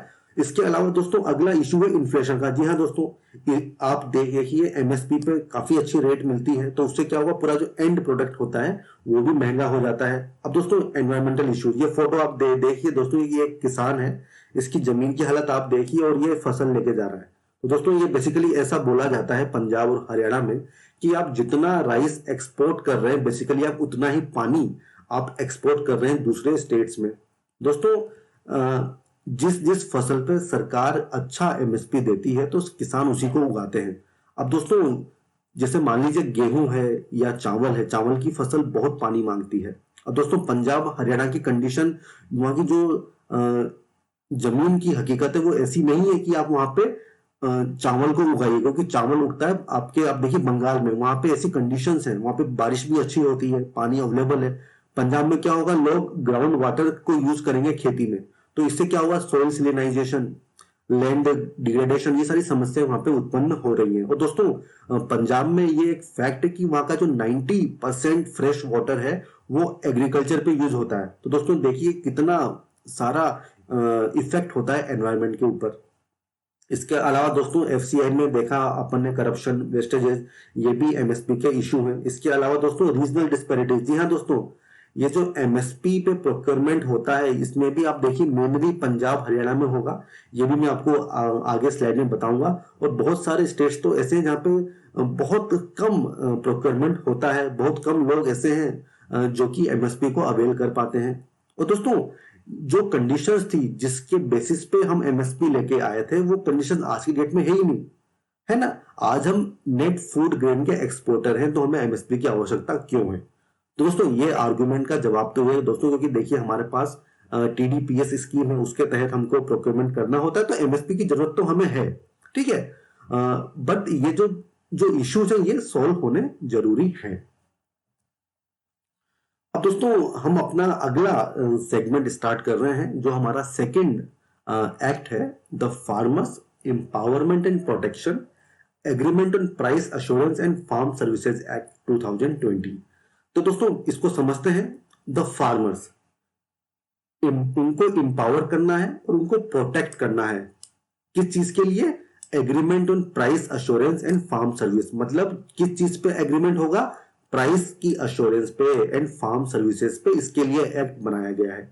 दोस्तों, इसका ऑब्जेक्टिव जो एक्ट में मेंशन है वो क्या है कि एक तो एक national framework on farming agreement ये बनाना है, ठीक है। फार्मर को प्रोटेक्ट करना है, एम्पावर करना है, ताकि वो एग्रीमेंट कर सके फर्म्स के साथ, प्रोसेसर्स के साथ, होलसेलर्स के साथ, है ना। और एक म्यूचुअली एग्रीड प्राइस मिले किसान को। तो दोस्तों, ये तीनों ऑब्जेक्टिव है इस एक्ट के। तो चलिए अब अच्छे से हम बात करेंगे इस एक्ट के बारे में। दोस्तों, इस एक्ट में सबसे पहला प्रोविजन ये है, वो है फार्मिंग एग्रीमेंट का, कि एक फार्मर एक रिटर्न फार्मिंग एग्रीमेंट बना सकता है किसी भी ट्रेडर के साथ। और किस चीज पे होगा? कि terms and condition for supply of produce. दोस्तों, इसको आप ऐसे समझिए कि किसान किसी भी ट्रेडर के साथ अपनी फसल के को लेके एग्रीमेंट कर सकता है कि उसकी क्वांटिटी क्या रहेगी, किस टाइम पे सप्लाई होगा, क्या क्वालिटी होगी, क्या ग्रेड होगी, क्या उसकी प्राइस होगी, क्या स्टैंडर्ड होगा, ठीक है। इस चीज पे वो एग्रीमेंट कर सकता है। और दूसरा, वो जो फार्म सर्विसेज की सप्लाई से भी संबंधित एग्रीमेंट कर सकता है। मतलब कौन सा पेस्टिसाइड यूज होगा, कौन सा फर्टिलाइजर यूज होगा, ठीक है। तो ये सब चीजों पे आप पहले से एग्रीमेंट कर लो। अब दोस्तों, यहाँ पे ये चीज समझिए। मान लीजिए आपने प्याज उगाया, ठीक है। अब प्याज की आज की रेट आप मान लीजिए 50 रुपए किलो है। आपने उगा लिया। आप अब जब उसको बेचने गए तो हुआ क्या? उसकी प्राइस हो गई 20 रुपए किलो। तो आपका तो घाटा हो गया। तो इस चीज से निपटने के लिए ये एक्ट लाया गया है। इसमें दोस्तों क्या प्रोविजन है कि ये किसान पहले से ही किसी कंपनी के साथ, किसी ट्रेडर के साथ एग्रीमेंट कर सकता है। तो दोस्तों, होगा क्या? किसान एग्रीमेंट में बोलेगा कि साहब, मैं आपको 50 किलो प्याज इस क्वालिटी का इस समय 50 रुपए पे 1 साल बाद दूंगा। तो दोस्तों, जब उसकी खेती हो जाएगी, जब वो प्याज प्रोड्यूस हो जाएगा, तब दोस्तों उसके पास प्राइस का झंझट नहीं है, ठीक है। भले मार्केट में प्राइस 20 रुपए हो, 30 रुपए हो, कोई फर्क नहीं पड़ता। उस एग्रीमेंट की वजह से किसान को प्राइस मिलेगी 50 रुपए। तो दोस्तों, ये तो किसान के लिए फायदा है ना। इस पे इतना हल्ला क्यों हो रहा है? दोस्तों, इसमें यह भी कहा गया है कि इसमें जो शेयर क्रॉपर्स है उसके राइट्स को कोई भी इशू नहीं होगा। मतलब जो जो लेबर फार्म पे काम करती है, उनके अधिकारों का हनन किसी भी प्रकार से नहीं होगा, ठीक है। साथ ही साथ इसमें यह भी दिया हुआ है कि जो मिनिमम पीरियड होगा वो क्या है? वो है 1 क्रॉप सीजन, ठीक है, या फिर 1 production cycle of live stock. ये मिनिमम पीरियड होगा एग्रीमेंट का, और मैक्सिमम होगा 5 साल का। दोस्तों, इसके अलावा भी, इससे ज्यादा भी एग्रीमेंट का पीरियड हो सकता है। वो म्यूचुअल एग्रीमेंट होगा दोनों की राय के हिसाब से। अब दोस्तों, इसमें देखिए जो एग्रीमेंट बनेगा उसमें आप quality, grade and standard of pesticide, food safety standard, कौन सी आपको फार्मिंग प्रैक्टिस वहां पे लगानी है, कौन सी लेबर लगेगी, ये सब भी आप उस एग्रीमेंट में आप मेंशन कर सकते हैं। और दोस्तों, साथ ही साथ जो जिस तरीके से कल्टीवेशन हो रहा है उसकी टाइम पे मॉनिटरिंग, उसका सर्टिफिकेशन भी हो सकता है। मान लीजिए कि कंपनी ने बोला कि हमारे ये साइंटिस्ट हैं, ये हर 3 महीने में आके देखेंगे कि फसल की पोजीशन क्या है ना। आप किस तरह से उसको कर रहे हैं, तो ताकि जो क्वालिटी है वो मेंटेन रहे, है ना। और दोस्तों, इसमें यह भी बताया गया है कि सेंट्रल गवर्नमेंट में issue necessary guidelines along with model farming agreements. मतलब दोस्तों किस तरह का एग्रीमेंट बनेगा उस पर गाइडलाइंस सेंट्रल गवर्नमेंट बना सकती है। अब दोस्तों अगला जो इसमें प्रोविजन है वो प्राइसिंग को लेके है। अब दोस्तों इस एक्ट में प्राइसिंग के दो मैकेनिज्म बताए हुए हैं। दोस्तों मैंने जो पहले एग्जांपल दिया था उस एग्जांपल में प्राइस मार्केट में कम है और एग्रीमेंट में ज्यादा है, तो उस केस में किसानों का फायदा है। बट इसका उल्टा भी केस हो सकता है कि मान लीजिए उसने 50 रुपए का एग्रीमेंट कर लिया, बट उस साल मान लीजिए मार्केट में रेट हो गए 70 रुपए, तो अब आप बोलेंगे कि किसानों का तो नुकसान हुआ। तो इसकी भी व्यवस्था इस एक्ट में की गई है। दोस्तों देखिए प्राइस फिक्स करने के दो तरीके होंगे किसान के पास। सबसे पहला तो कि to be determined and mention in the agreement, कि किसान और ट्रेडर पहले से डिटरमाइन कर सकते हैं प्राइस को, उसको मेंशन कर सकते हैं, है ना। और दोस्तों दूसरा तरीका यह है कि अगर मान लीजिए प्राइस वेरिएशन का लग रहा है कि यहाँ प्राइस वेरिएशन होगा, तो उस केस में क्या कर सकते हैं, एक minimum guaranteed price to be paid for such produce वो मेंशन कर दीजिए कि कम से कम 1500 रुपए तो मिलेंगे ही मिलेंगे। बट इस 1500 रुपए के अलावा भी कुछ बोनस या प्रीमियम की भी कंडीशन आप रख सकते हो, ठीक है। एक प्राइस रेफरेंस आपको देना होगा, भले ही वो आप एपीएमसी के रेट का दे दीजिए, या जो भी मेथड हो प्राइस को डिटरमाइन करने का वो भी आप यहाँ पे दे सकते हैं कि 1500 रुपए तो फ्लोर रेट है ही सही, इतना तो मैं लूंगा ही लूंगा, इसके अलावा इतना परसेंट मैं बोनस या प्रीमियम के तौर पे भी लूंगा अगर एपीएमसी में या किसी और जगह रेट चेंजेस हो जाते हैं। तो दोस्तों ये दोनों ही ऑप्शन दिए गए हैं, तो ये दोनों ही किसान के फायदे में है। अब दोस्तों अगला जो यहाँ पे दिया गया है वो ये है कि पेमेंट कब होगा। तो दोस्तों अगर आपका एग्रीमेंट सीड सप्लाई को लेके है, सीड प्रोडक्शन को लेके है, तो यहाँ पे साफ साफ लिखा हुआ है कि 2/3 पेमेंट को तो आपको डिलीवरी के टाइम पर देना है और बाकी का आप जो है विद इन 30 डेज के अंदर आप दे सकते हैं। और दोस्तों बाकी के टाइम पे बोला गया है कि जैसे ही डिलीवरी को आप एक्सेप्ट करेंगे उसी समय आपको पेमेंट को देना है। तो दोस्तों ये दोनों कंडीशन काफी अच्छी है फार्मर के लिए, है ना। और स्टेट गवर्नमेंट को पावर दी है कि वो पेमेंट की कंडीशंस को पे रूल्स वगैरह बना सकते हैं। अब दोस्तों काफी हल्ला हो रहा है कि इसमें होगा क्या कि किसानों की जमीनें छिन जाएगी। दोस्तों एक्चुअली ये अगर आप एक्ट पढ़ेंगे तो उस एक्ट में साफ साफ लिखा हुआ है कि किसी भी तरह की लैंड का ट्रांसफर, सेल, लीज, मॉर्गेज इसमें एप्लीकेबल नहीं है। कोई भी फार्मिंग एग्रीमेंट ऐसा नहीं होगा जिसमें किसी किसान की जमीन का ट्रांसफर या उसकी सेल, उसको लीज पे, उसको मॉर्गेज की व्यवस्था रहेगी, है ना। तो ये जो लोग गलत फहमी फैला रहे हैं कि किसान की जमीन चली जाएगी, वो एकदम गलत है। और दोस्तों इसमें यह भी प्रोविजन दिया हुआ है कि जो स्पॉन्सर है, स्पॉन्सर मतलब जो ट्रेडर है, जो कंपनी वाला है जो कि एग्रीमेंट कर रहा है, अगर वो मान लीजिए उसको वो किसी भी तरह का परमानेंट स्ट्रक्चर नहीं बनाएगा किसान की जमीन पे, और अगर मान लीजिए दोनों की सहमति है और कोई परमानेंट स्ट्रक्चर बनता है तो उसको हटाना पड़ेगा, और अगर वो नहीं हटाएगा तो वो स्ट्रक्चर जो है वो किसान का ही हो जाएगा। तो दोस्तों ये सारी सुविधाएं किसान को इस एक्ट में दी गई है, ठीक है दोस्तों। अगला जो इसमें प्रोविजन है वो काफी अच्छा है, उसमें एक aggregator and farm service provider को भी आप थर्ड पार्टी बना सकते हैं एग्रीमेंट में। दोस्तों एग्रीगेटर कौन होता है, जो लोगों को जोड़ने का काम करे। दोस्तों अभी हम इस पर डिटेल में बात करेंगे। और फार्म सर्विस प्रोवाइडर मतलब जैसे मान लो कोई साइंटिस्ट है, कोई फर्टिलाइजर की कंपनी है, कोई पेस्टिसाइड की कंपनी है, उनको भी यहाँ पे थर्ड पार्टी बनाया जा सकता है। और दोस्तों दोनों ही लोग, किसान और जो कंपनी है, वो अपनी म्यूचुअल सहमति से एग्रीमेंट को ऑल्टर भी कर सकते हैं, टर्मिनेट भी कर सकते हैं, है ना दोस्तों। इसके अलावा स्टेट गवर्नमेंट को पावर दी गई है कि वो फार्मिंग एग्रीमेंट के रजिस्ट्रेशन का काम कर सकती है। दोस्तों अगला जो इसमें प्रोविजन है वो है डिस्प्यूट सेटलमेंट प्रोसेस का। ये प्रोसेस सेम है जो हमने पिछले वाले एक्ट में देखा था, इसलिए मैं दोबारा से उसको यहाँ पे डिस्कस नहीं कर रहा हूं। अब दोस्तों इसमें देखिए 2 क्लोज और हैं जो कि काफी इंपॉर्टेंट है। फर्स्ट है पेनल्टी। दोस्तों मान लीजिए एसडीएम को डिसीजन लेना है ना, और अगर जो एसडीएम है वो स्पॉन्सर के अगेंस्ट डिसीजन लेता है कि और बोलता है कि आपको रिकवरी का अमाउंट देना होगा, तो उसमें पेनल्टी का भी प्रावधान है स्पॉन्सर के लिए।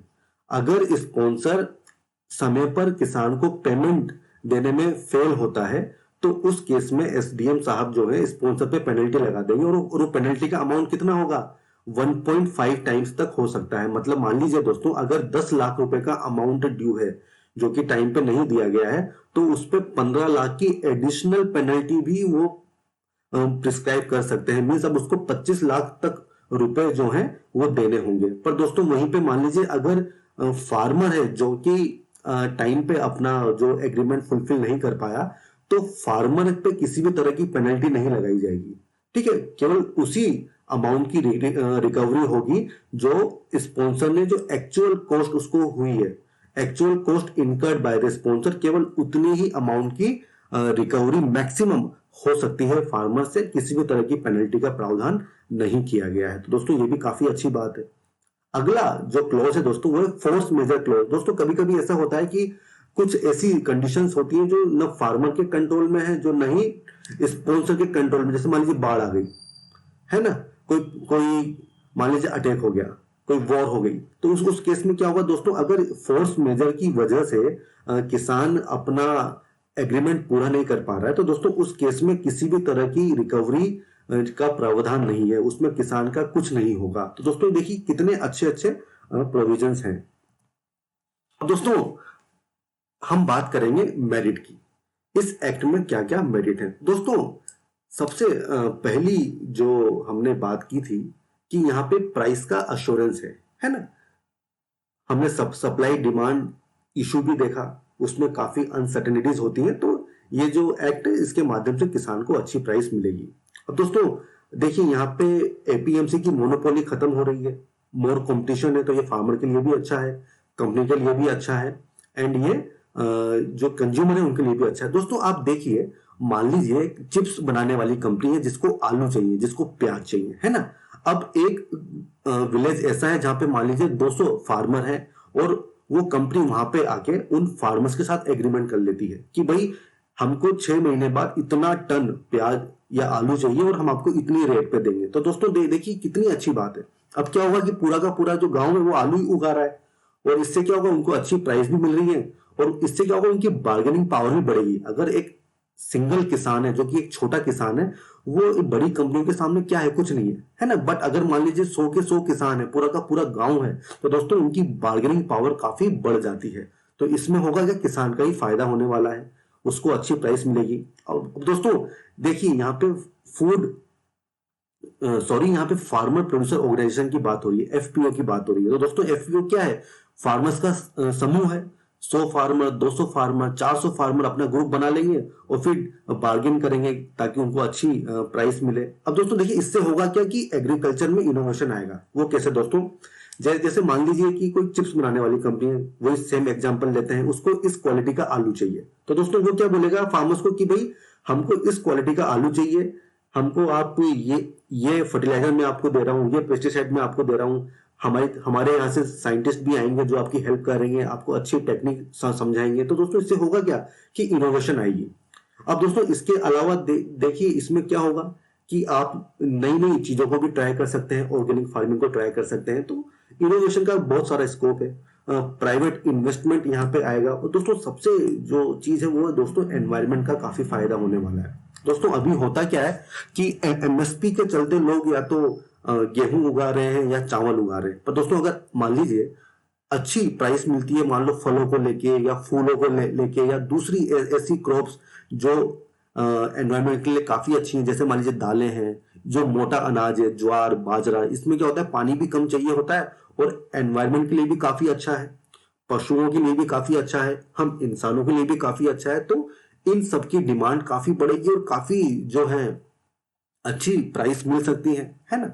तो इससे क्या होगा, जो क्रॉप पैटर्न है वो चेंज होगा, और यही चीज तो हम लोग चाह रहे हैं दोस्तों कि पानी कम से कम यूज हो, जो ग्राउंड वाटर है वो कम से कम यूज हो, जो ऐसी फसलें हैं जिनमें ग्राउंड वाटर या पानी की कम से कम रिक्वायरमेंट होती है उनको किसान उगाए। बट होता क्या है, एमएसपी के चलते वो फसलें उगाई जाती हैं, और वो भी ऐसे एरिया में जहां पे पानी की कमी है। जैसे आप देखिए दोस्तों गन्ना मैक्सिमम आपको मिलेगा महाराष्ट्र में, जहां पे पानी की इतनी कमी है। तो दोस्तों ये सब चीजें इस एक्ट के आने के बाद कम हो सकती है। अब दोस्तों हम बात करेंगे इस एक्ट में क्या क्या डीमेरिट्स हैं। दोस्तों सबसे पहली डीमेरिट तो ऑब्वियस सी बात है कि बिग कॉर्पोरेट्स हैं, उनकी अपनी एक्सपर्ट लीगल टीम्स होती हैं। दोस्तों हो सकता है वो ऐसे कॉन्ट्रैक्ट बना दें कि किसान को समझ में नहीं आ रहा कि क्या है और उसका गलत फायदा उठा लें। वही सेम चीज है डिस्प्यूट सेटलमेंट की, इसमें एसडीएम के पास पावर है, ये दूसरी डीमेरिट है। दोस्तों तीसरा है रेट्स का। दोस्तों अगर मान लीजिए मार्केट में रेट्स कम है और एग्रीमेंट में रेट्स ज्यादा, तब तो कोई दिक्कत ही नहीं है। बट अगर उल्टी सिचुएशन है कि एग्रीमेंट में क्या रेट है, मान लीजिए 50 रुपए ही है, बट मार्केट में मान लीजिए 70 रुपए हो गया, तब क्या होगा? तो ये इशू है। रेगुलेशंस वीक है, केवल पैन कार्ड अगर है कंपनी के पास तो वो ट्रेडिंग कर सकती है। तो दोस्तों ये रेगुलेशंस काफी वीक है। और दोस्तों इसमें जो सबसे लफड़ा चल रहा है वो आ रहा है एमएसपी का, कि इस एक्ट को एमएसपी से लिंक नहीं किया है। किसान क्या चाह रहे हैं कि आप इस एक्ट में ये प्रावधान डालिए कि जो कंपनियां वो एमएसपी से कम पे नहीं खरीदेंगी, कम से कम एमएसपी पे ही उनको खरीदना होगा। और यही मेन लफड़ा है इन पूरे कानूनों में, जिसकी वजह से इतना विरोध हो रहा है ना। किसानों को क्या लग रहा है कि सरकार प्राइवेट जो कॉर्पोरेट्स हैं उनको फेवर कर रही है, एमएसपी को खत्म करने का सरकार का प्लान है, और आगे जाके एमएसपी पे वो प्रोक्योर नहीं करेगी, तो इससे किसानों का नुकसान होगा। दोस्तों इसका सॉल्यूशंस देखिए क्या हो सकता है। सबसे पहला सॉल्यूशन तो दोस्तों कि गवर्नमेंट एक मॉडल कॉन्ट्रैक्ट बना सकती है, एक पेज का एग्रीमेंट उसमें पहले से बना के दे दिया कि बस वहां पे फिल आपको करने हैं जो ब्लैंक्स होंगे, कि किसान का नाम क्या है, कंपनी का नाम क्या है, कौन सी फसल है, क्या क्वालिटी है, कितना क्वांटिटी है, क्या रेट है, ताकि ये जो लीगलिटी वाला इश्यू होता है वो उसका लफड़ा ना पड़े। और दूसरा दोस्तों वही कि जुडिशियल को, जो जुडिशियल इंटरवेंशन आप कीजिए, जो हम पहले बात कर चुके हैं, रेगुलेशन को स्ट्रॉन्ग कीजिए, जैसे कि रजिस्ट्रेशन की व्यवस्था आप कीजिए, कोई गारंटी की व्यवस्था आप कीजिए, ये भी जरूरी है ताकि किसानों को नुकसान ना हो। दोस्तों एमएसपी पे जो किसान कह रहे हैं कि एमएसपी को लिंक करो, दोस्तों देखिए एमएसपी का फायदा बहुत कम किसानों को मिलता है, केवल 6%, हम पहले बात कर चुके हैं। एंड आज से पहले भी ऐसा कभी नहीं था कि एमएसपी सिस्टम का कोई लीगल गारंटी हो, है ना। तो ये एमएसपी सिस्टम जैसा चलता आ रहा था वैसे ही चलना चाहिए, और इसके लिए गवर्नमेंट और किसानों के बीच बातचीत काफी जरूरी है। और दोस्तों ये जितना भी इश्यू हो रहा है ना, ये बेसिकली प्रॉपर कम्युनिकेशन का इशू है, कि कम्युनिकेशन सही से नहीं हुआ। तो गवर्नमेंट को बात करनी चाहिए किसानों से, किसान को भी सरकार से बात करनी चाहिए, और जो भी डाउट्स हैं, अनसर्टेनिटीज है, उसको क्लियर करना चाहिए। दोस्तों बेसिकली देखिए, ये जिस तरह से ये एक्ट पास किए गए ना, तो उससे लोगों के मन में आया कि यार सरकार की इंटेंशन क्या है। अब दोस्तों देखिए, सरकार की इंटेंशन क्या है ये तो मुझे भी नहीं पता, है ना। पर दोस्तों अगर सरकार की इंटेंशन सही है तो सरकार को किसानों को समझाना चाहिए। और दोस्तों अगर इंटेंशन सही नहीं है और वो एमएसपी को खत्म करना चाहती है, तब भी दोस्तों मैं बोलूंगा कि इतने बड़े रिफॉर्म इतने जल्दी नहीं होने चाहिए।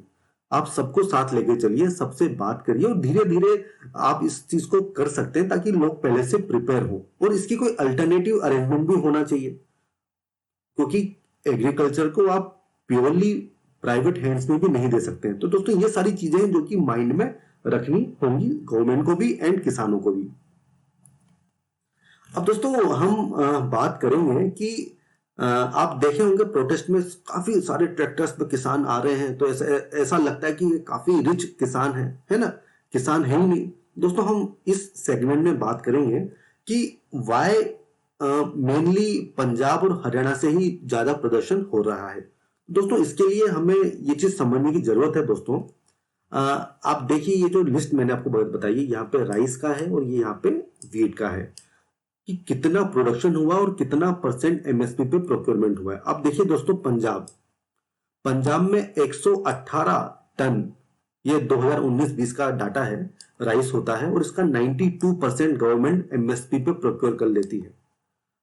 हरियाणा की अगर हम बात करें तो 48 लाख टन होता है, और इसका 90% के आसपास गवर्नमेंट एमएसपी पे प्रोक्योर कर लेती है ना।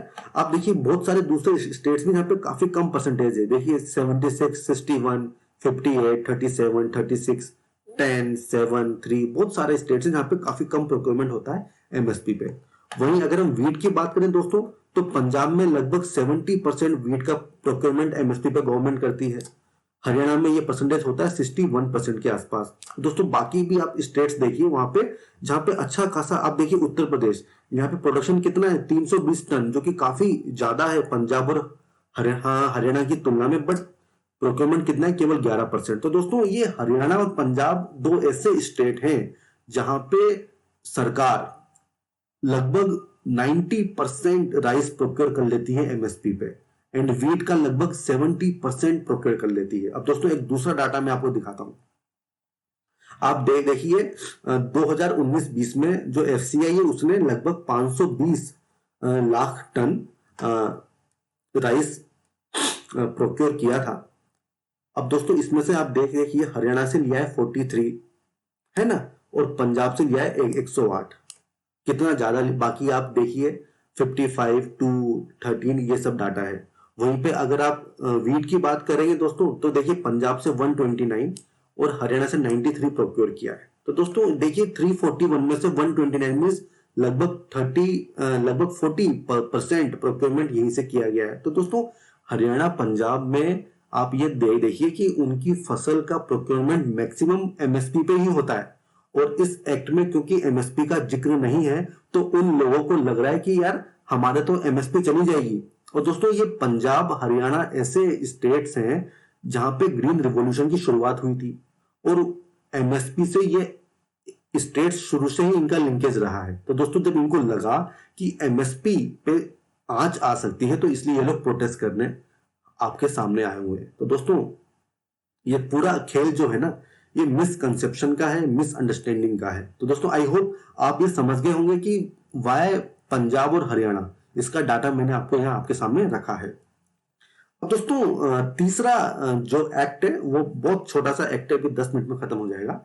ये है असेंशियल कमोडिटीज अमेंडमेंट एक्ट 2020। दोस्तों असेंशियल कमोडिटी एक्ट क्यों लाया गया था दोस्तों? क्योंकि हमारे यहाँ पे फूड की और कुछ आइटम की शॉर्टेजेस थी, तो ये एक्ट इसलिए लाया ताकि जो इंडस्ट्रीज हैं, जो ट्रेडर्स हैं, वो जो असेंशियल आइटम्स हैं उनकी होर्डिंग न कर सकें। दोस्तों कुछ आइटम्स को असेंशियल माना गया, उनकी होर्डिंग पे पाबंदी लगाई गई।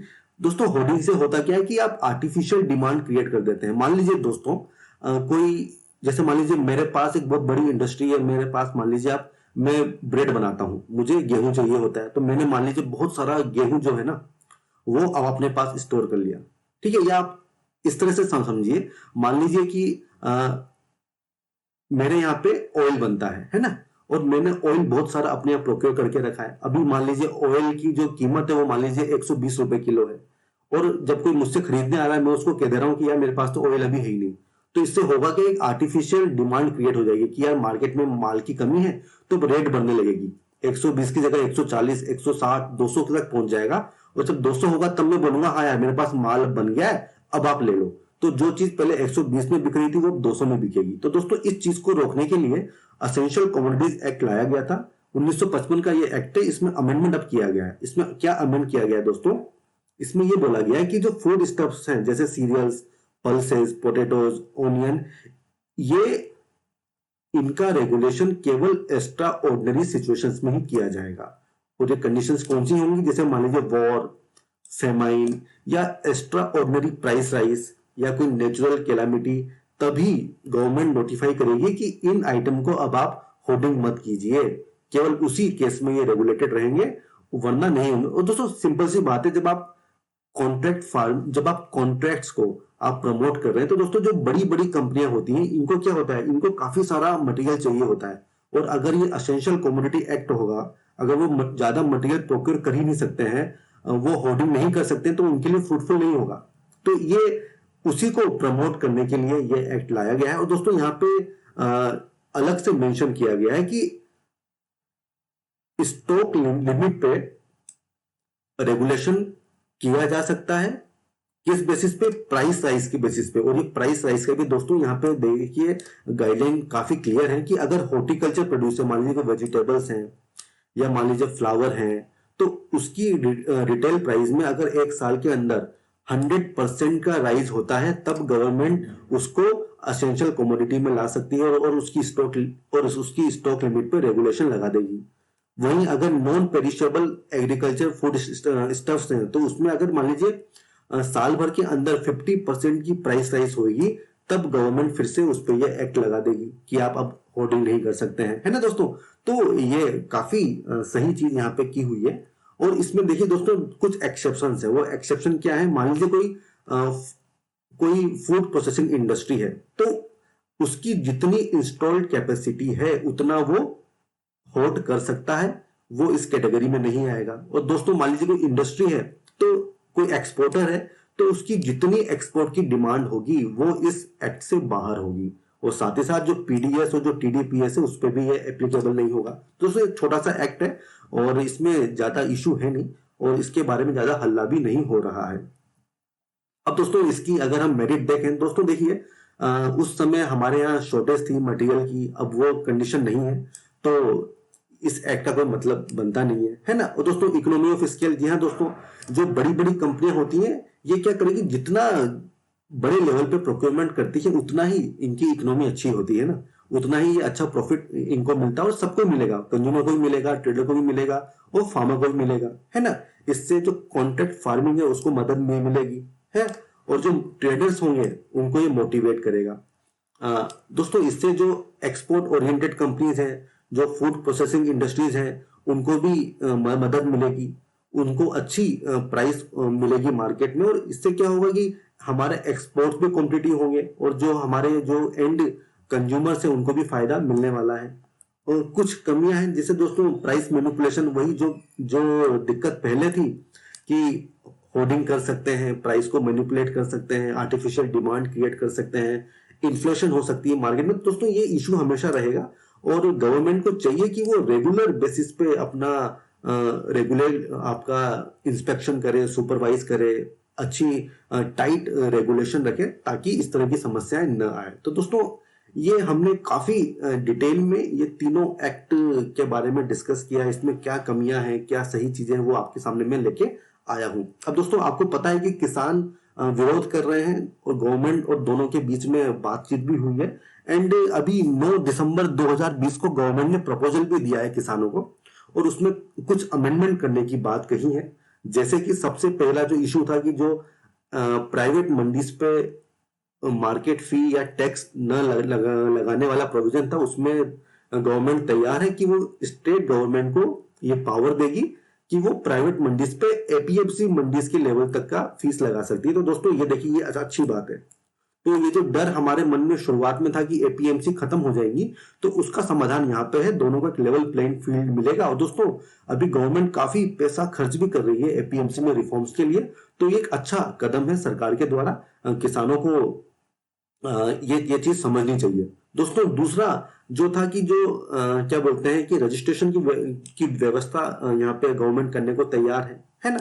और जो ये जुडिशरी का इंटरवेंशन की बात हम कह रहे थे कि एसडीएम के पास सारी पावर नहीं होनी चाहिए, तो गवर्नमेंट ने ये भी भरोसा दिलाया है कि सिविल कोर्ट में जाने का ऑप्शन भी हम आपको दे देंगे, हम आपको दे सकते हैं। तो दोस्तों ये भी देखिए जो दूसरी मेजर डिमांड थी वो भी यहाँ पे सरकार पूरी कर रही है। इसके अलावा दोस्तों जो रजिस्ट्रेशन होते हैं, जो कि आपने जो एग्रीमेंट किए हैं उसका रजिस्ट्रेशन का सिस्टम, उसके लिए भी गवर्नमेंट ने एक बात बोली है कि आप जो भी रिटर्न एग्रीमेंट होंगे जब तक उनका रजिस्ट्रेशन नहीं हुआ तब तक वो एसडीएम के ऑफिस में आप 30 दिन के अंदर वो एग्रीमेंट की कॉपी आप वहां पे दीजिए, ताकि ये जो फेक जो चीजें होंगी वो नहीं होंगी।